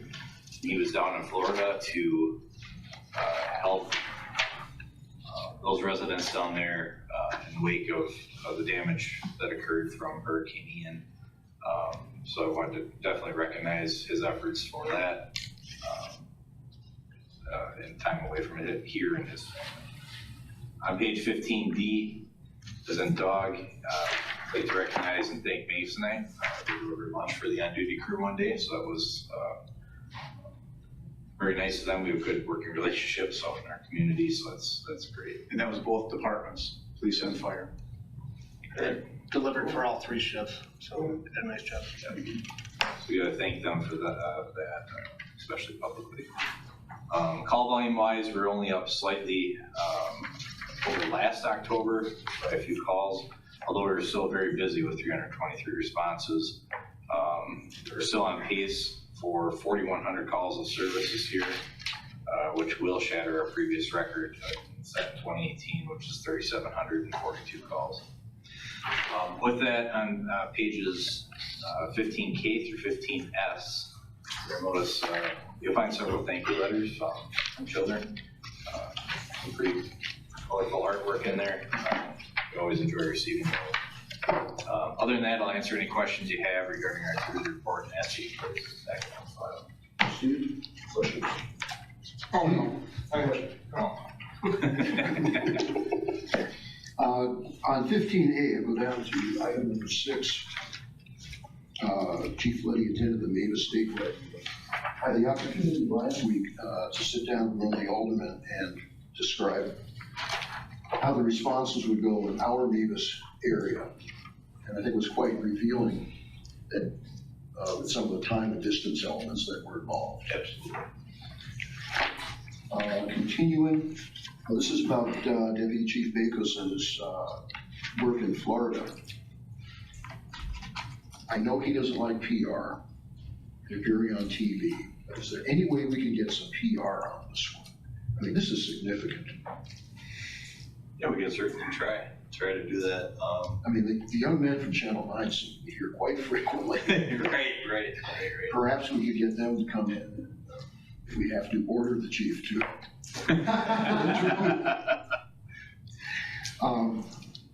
And I know, in speaking with the shifts, that's one thing they've been concerned about is how do we get more PR for what the department does? And I really think for both departments, PR becomes very critical, especially with these tight budget situations. I'm a little bit jealous though of the police department because they've got dogs and everybody loves the police puppies. We can get them. I actually called Chief Bakos and congratulated him on what he did and left a voicemail. Okay, thank you. So I'm hoping saying that now will get more people to do this, everyone in the room, plus some of the public, which would be a great thing because this is a great service to our city. And then on the 15th, we have another inspection at 2411 South Hume. How did that go? The 2411 South Hume, that property has been kind of a problem property we've been dealing with since December of 2021. With that property, we've gone through 3 levels of citations. We're now past it. We've also gone into an agreement between the property owner and the city of Marshfield that he was going to have it cleaned up by November 1st. Unfortunately, that property is nowhere near where it needs to be as far as cleanliness and getting it back to what we were asking for is a 20-foot path.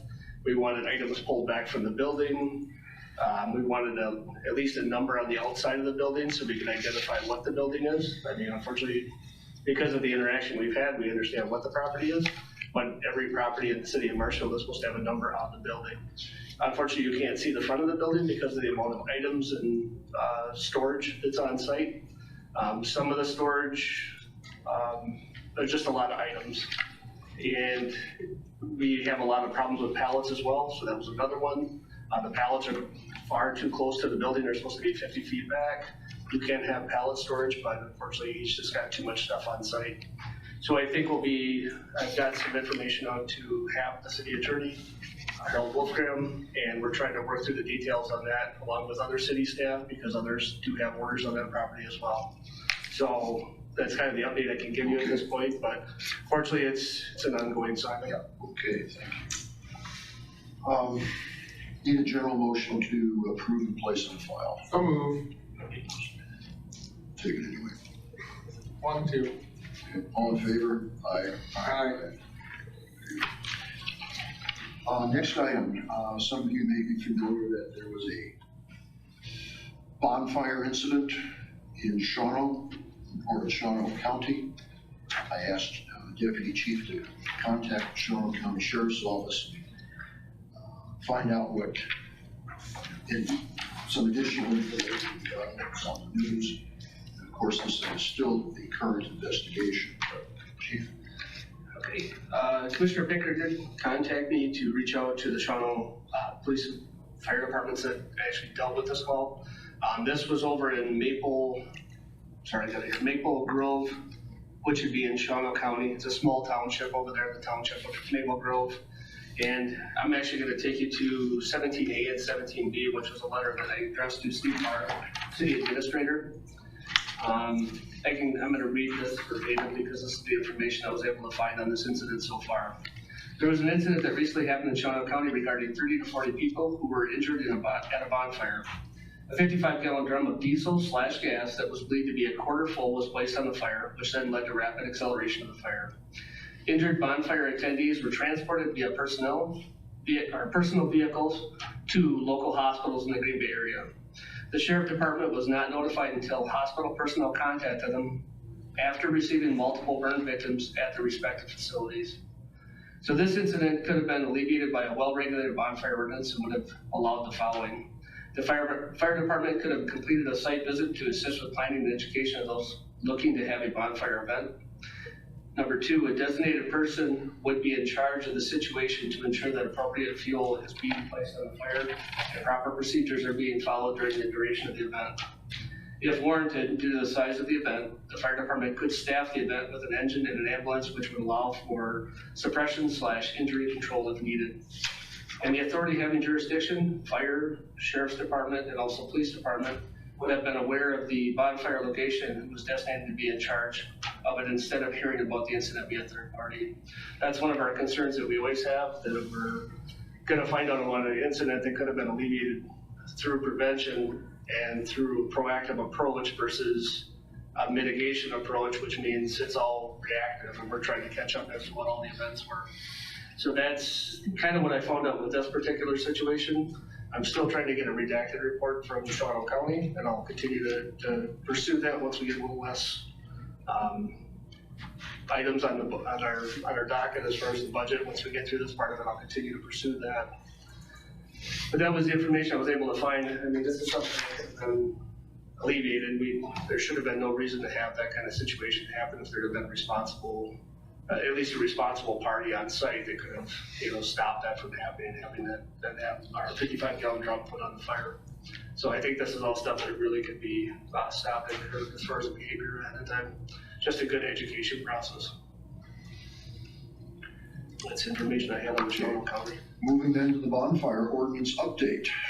So for the bonfire ordinance update, we were gonna take that last evening, but we had some of the other things on the budget. I was going to attend the DSBS, so unfortunately I wasn't able to attend. We attended the budget meeting, and I did this come forward. We'll be bringing that forward later on this month to the Common Council for the first reading. That bonfire proposal, which is number 1480, it's gonna allow MFRD personnel to have jurisdiction over all bonfires within the city limits. Defines what a bonfire is and how it differentiates from a recreational fire, requires a designated person to be in charge of the bonfire event, and creates a pre-checklist and procedure for the designated person in charge of the event to ensure certain items have been accomplished prior to and during the event. General restrictions are outlined so that there's a procedure for what a bonfire needs to be, when it needs to be extinguished. It defines who is the extinguishing authority, which also allows ordinance and the police department to take care of that, or the sheriff's department in their lieu. Adds information regarding appropriate protective clothing for the sponsor and any designated assistance, and creates a method for what should happen for the ash and disposal at the conclusion of the bonfire to ensure no additional fires are unintentionally set up on or off site. So that's kind of what we're looking to do with that one. But hopefully that'll be first reading, and then we'll move into the second reading in December. For penalties of violation, does that go, is there a specific violation? Does that go under disorderly conduct or? Disorderly conduct is sometimes a catch-all if any of it causes a disturbance. This would specifically address issues with the fire where disturbance isn't happening. This would allow us to enforce the violation of that fire ordinance. So in the event the fire department was Okay, call. I don't have that copy with me, but was there a penalty clause in there, or does that fit into some other place in the city ordinance? There was not a penalty clause on that particular one. It would allow us to enforce it because we'd have the authority of jurisdiction. So then we could go back to the citation power. There is a schedule, a fee schedule that's kind of an all other in the city, and I think that would perhaps help that we would find where that would fall. Okay. And we do have a separate penalty clause in the recreational fire ordinance. Oh, okay. And that would be for fire pits that are outside of the restrictions, outside of distance and all that stuff. But the bonfire is different from a recreational fire in that a bonfire is much bigger than your 30-inch fire pit. We're talking about large events like for homecoming, let's say at the high school. And the bonfire ordinance does have a permit associated with it. It's a $75 permit that would. Okay, so it could fit in under the permit violation or something. Yeah, right. Okay. So can I ask a question? Is there something attached to similar surcharges that we're having for like response to auto accidents, structure fires, ambulance calls, et cetera, for accidents? Is there something that can be charged for a bonfire? Should we look at that? Yeah, we have a permit associated with that, and that would be our time involved in going out and inspecting the location, making sure it's a good location. So that's what the permit would cover. Just the $75 initial, but I'm talking about actually responding to. Responding to, I understand. Yeah. We do not at this time. I guess it could be covered under the structure fire if we got into the structure, but we don't have anything that would be set aside strictly for a bonfire. Certainly something we could approach. I think we'd be in the next year. I think we're already moving forward with the permitting process. Yeah, if that can be maybe revisited next year. Yes, good thought. I don't know how often we would have to go out, but it would be nice to have some data when we're looking at it. Great. And the goal of this was to have a proactive approach to it so that we could literally get out there, educate ahead of time, make sure that we prohibit any bad things from happening, or try to alleviate that from happening, and at least have an idea where these fires are, so that we would have notification ahead of time. Thank you. Okay. Moving on to police department activities, training reports, and correspondence. Thank you. I think as you see the list here, you'll notice that we are attending quite a bit of training again, and that we're reaching out on a regular basis with our community partners and building relationships in those areas. One item that I'd like to point out specifically on October 3rd, on page 18A, we did reach out to, or actually the school mentioned to us that they would like to have training on active shooter. And our team did go out and have training during in-service for the faculty and staff. The focus of this training was basically what to do in that 3 minutes it takes us to respond to that active shooter. So how to best survive during that period of time. It was received well, and I think it's something that we can continue in the future. And we do this type of training in the city, actually for the city, and actually in other businesses within the city as well. So it's something that I'm very proud of our team for doing. With that, I open the floor to any questions and would ask that you place the activities on file. On the 17th through the 21st, internet crimes against children. Have we been experiencing any number of reportables by parents? Well, we have our ICAC responses. I wouldn't be able to put a number on, but we do have ICAC responses. A lot of times what happens is that we receive notification that this is going on in our city. Our detectives are outstanding, and they're able to somehow track these folks down with the IP address, and we respond. So this is something that we absolutely use. Anybody else have any questions?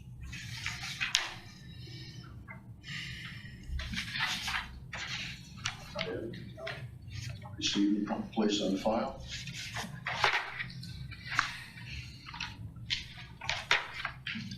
Any questions about the crime report?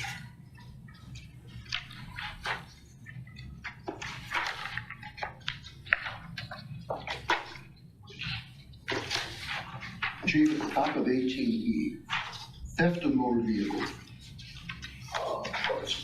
Have we had any catalytic converter thefts recently?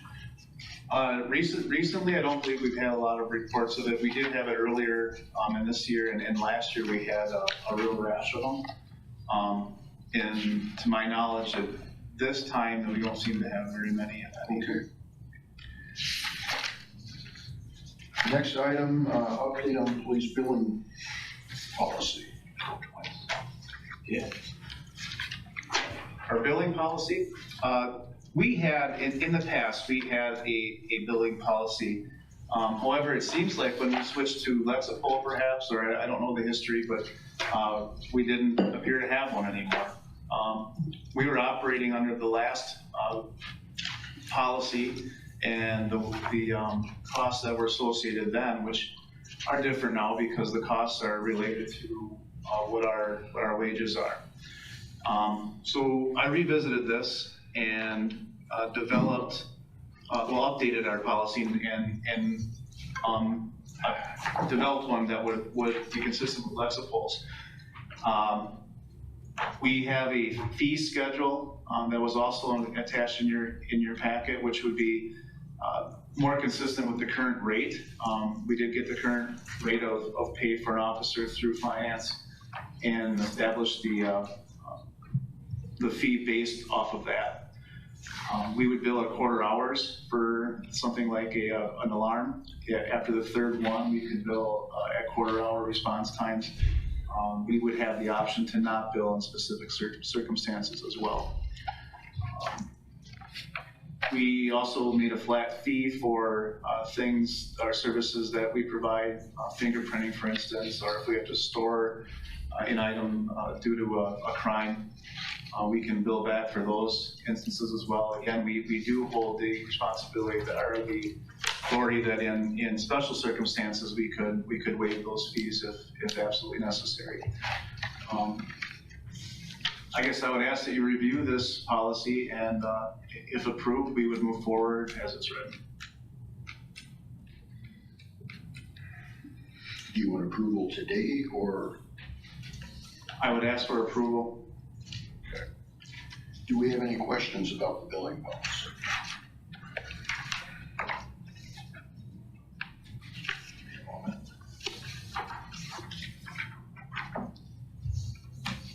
While the commissioners are looking, Mayor, any questions about the billing policy?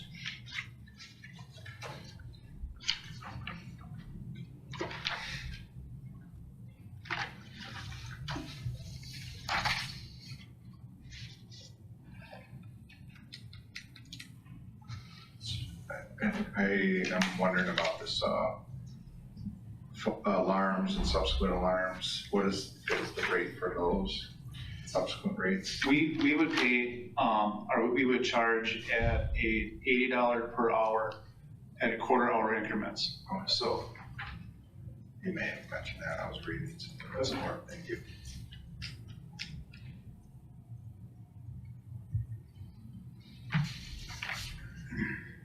I have nothing. No others. There being no questions, I ask for a motion to approve. Steve? We're gonna have to separate you guys. I don't know. This goes fast. You know, Big Steve, Little Steve, Little Steve, Clean Steve. We'll have to figure out this one out. I don't know if I like the dirty Steve, clean Steve. Clean shaven Steve. Lori? Steingraber, Yes. Bake, Yes. Baker. Yes. Approval of a request to run a hiring process for the police department. Okay, at the time that I prepared this packet for your review, we were in a very different circumstance. I was going to approach for approval to start a process to hire a new officer to replace the vacancy when Assistant Chief Zeps retires. In fact, there's currently an ad run to start to establish a pool of candidates that we could pick from That ad does not cost us any money, and I didn't see any point in stopping it at this time until we know what field we're playing on, so to speak. I was gonna ask for approval to move forward with the hiring process, but I believe that now my request to you all would be to actually hold off until we're sure what parameters we need to meet to fit the needs of the city. Okay, so actually, we're looking at 20 and 21 as a combined request. Yeah, we can. Okay. We can separate, I could go separate or whatever is more convenient for you folks. The next proposal, 21, would be to start with a lieutenant process. We currently are in the midst of establishing a list for the assistant chief position. I ask that we continue with that. We don't need to promote until we're sure again what field we're playing on. I do, however, want to express my desire is to fill the assistant chief position and to leave the officer position open. The reasoning for that is because the assistant chief position is integral to our department. I think that the situation we were in 2 years ago absolutely solidifies that fact. During that time, the current assistant chief was in charge of many things that are publicly known and occur behind the scenes. And we need to have two people in the helm so that we can have someone who's looking forward with the head above the weeds, so to speak, to make sure we're going in the right direction.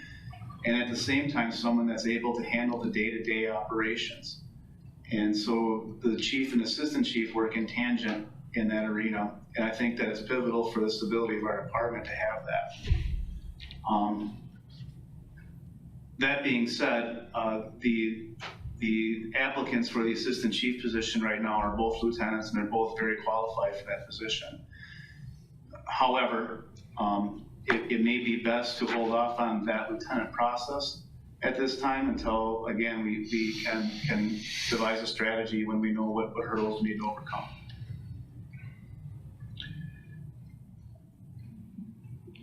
I think if we look at the assistant chief's position, think back to the old Adam 12 series that are on TV. You look down at the top of the card and get a number on the card.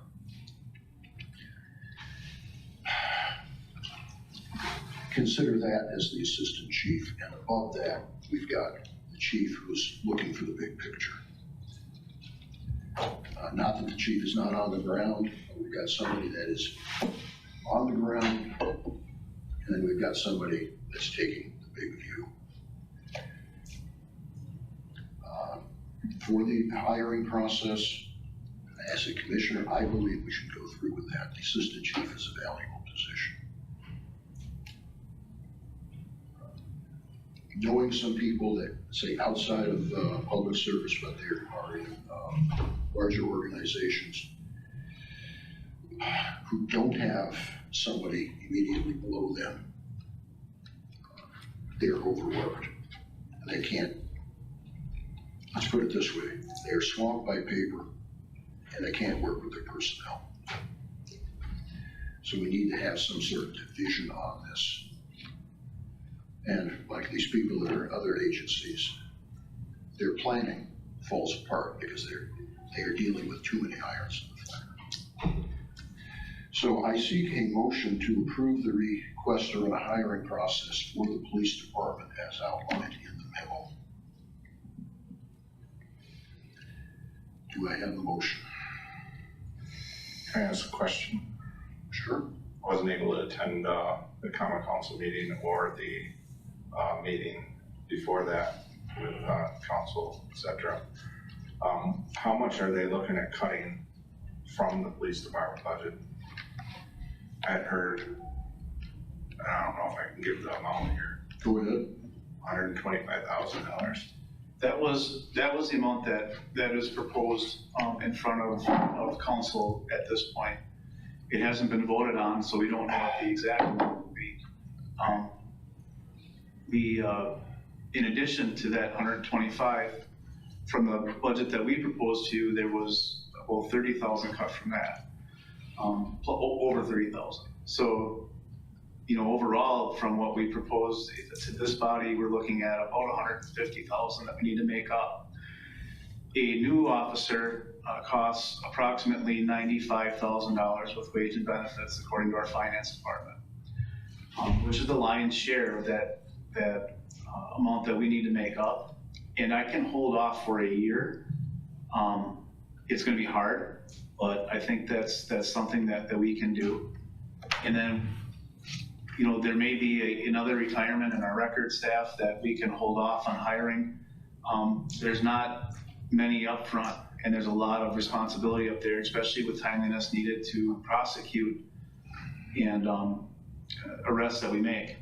So the cuts that I look at, I try to avoid specifically the chances of safety to our citizens and officers, and also to do my best to provide service to the citizens with less money. I think the best way for us to do that as a department would be to hold off on the hiring of the new officer, go ahead with the promotion of the assistant chief.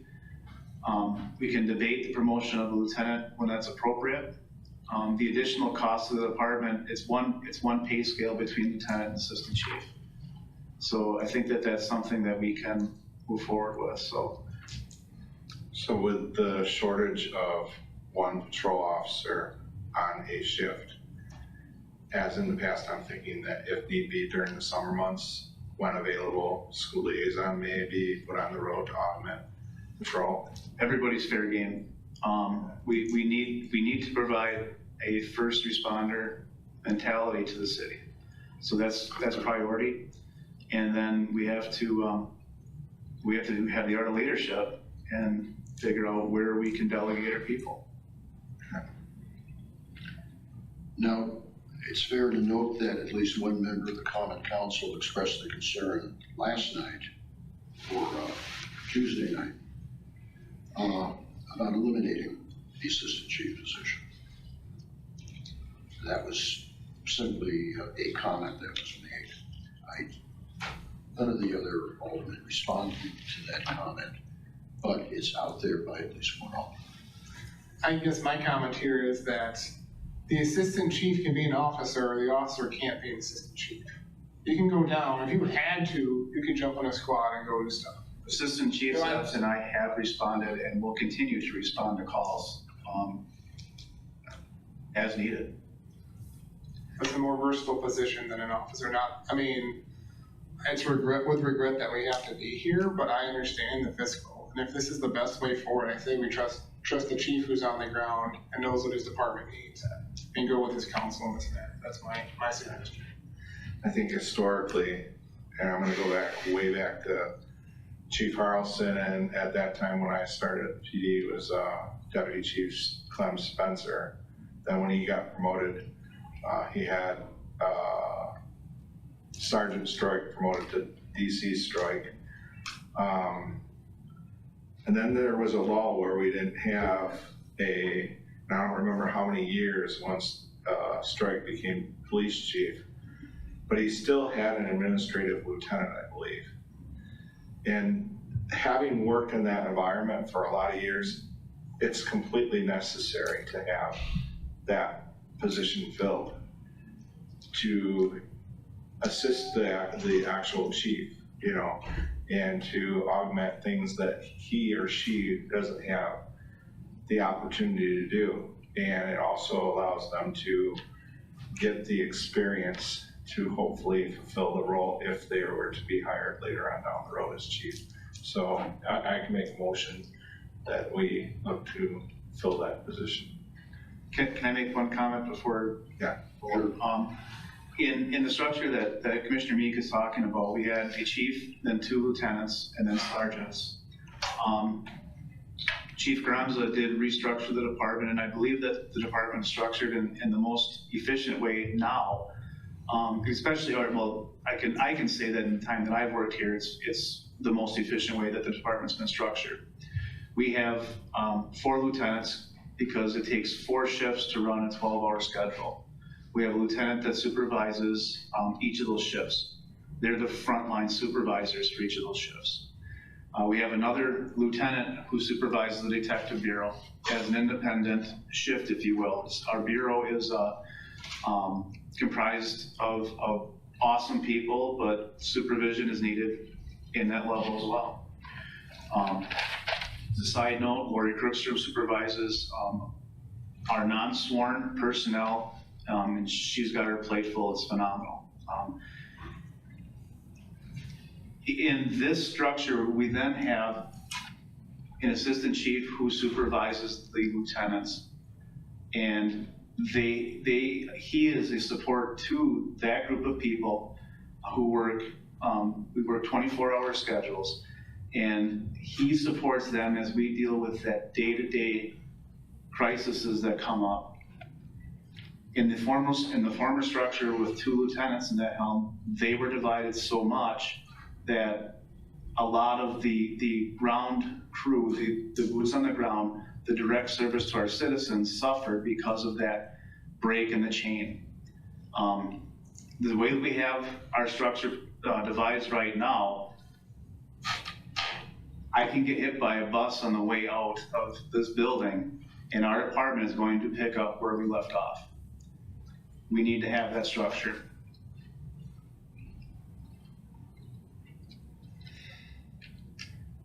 I hope you don't get hit by a bus.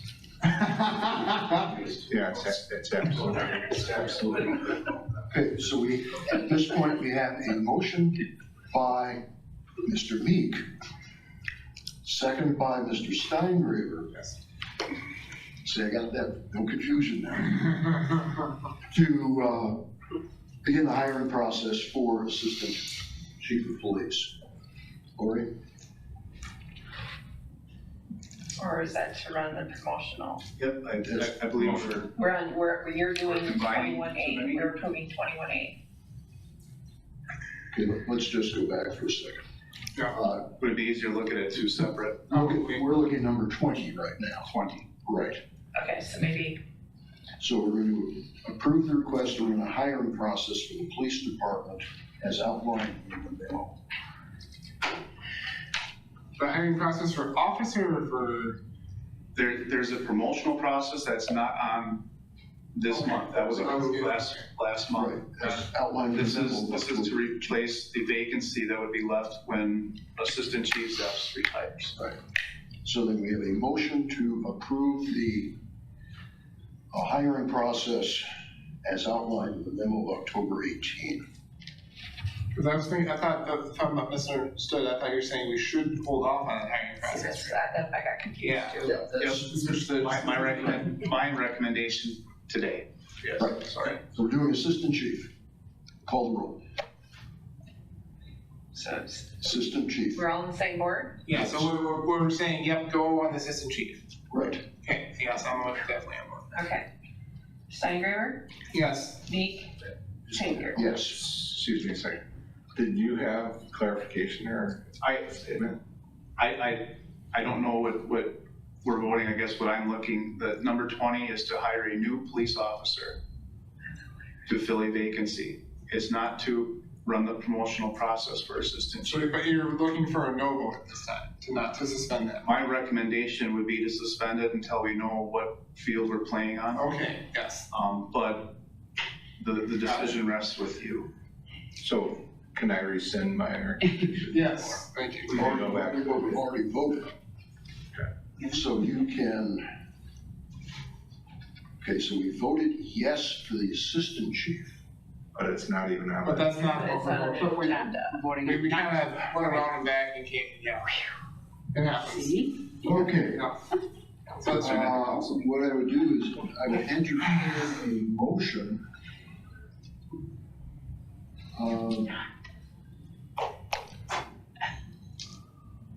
Okay.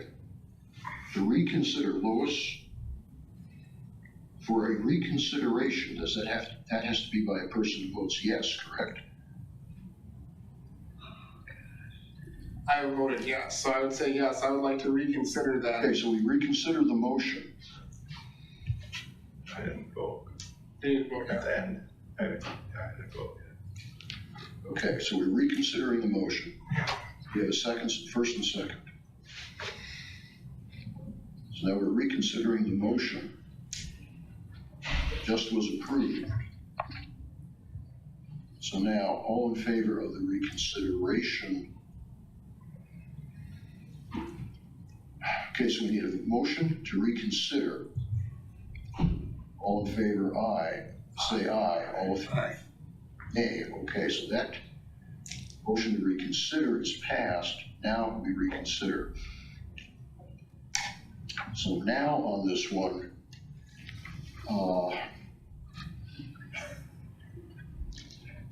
it's the motion then, they're going back to the other one. To 20, to item 20. Right, we're reconsidering the motion to begin the process for an assistant chief. Or, No, we're This going would to, be not. yeah, because we approved assistant chief, what, 2 meetings ago?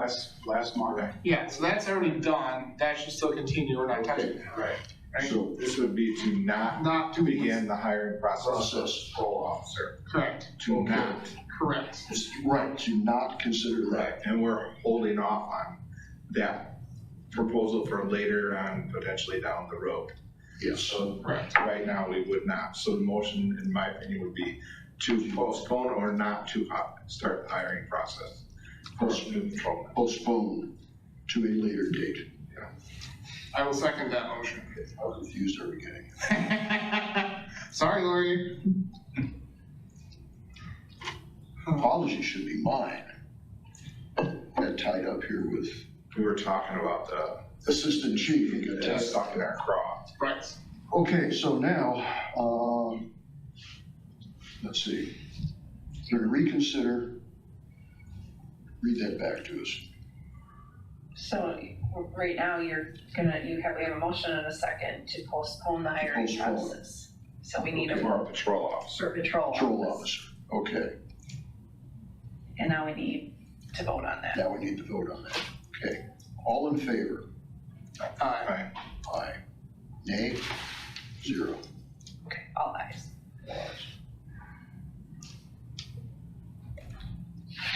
Okay, then, we're at number 21, right?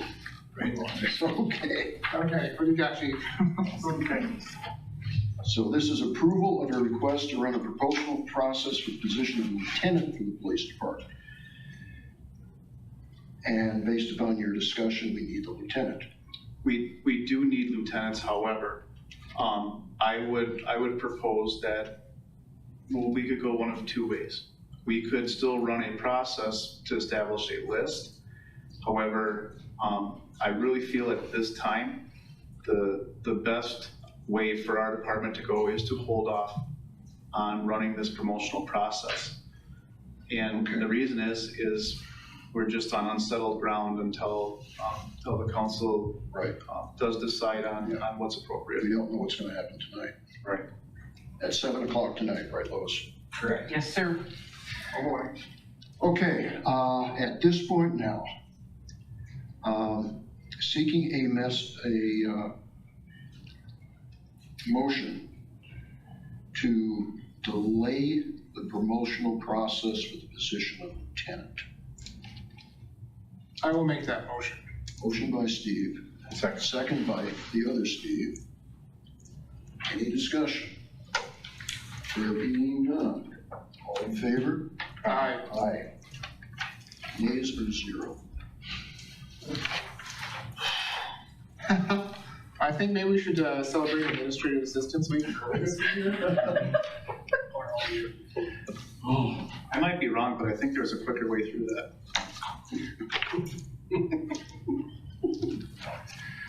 Items for Thank you for enlightening us, and then let us fumble our way through, chief, that's good.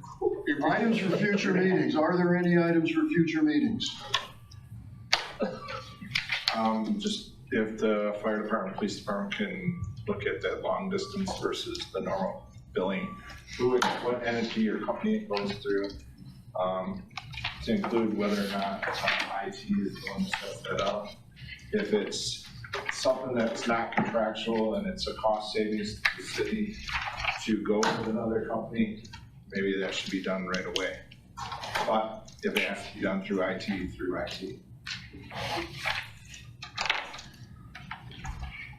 Any other items? No other way.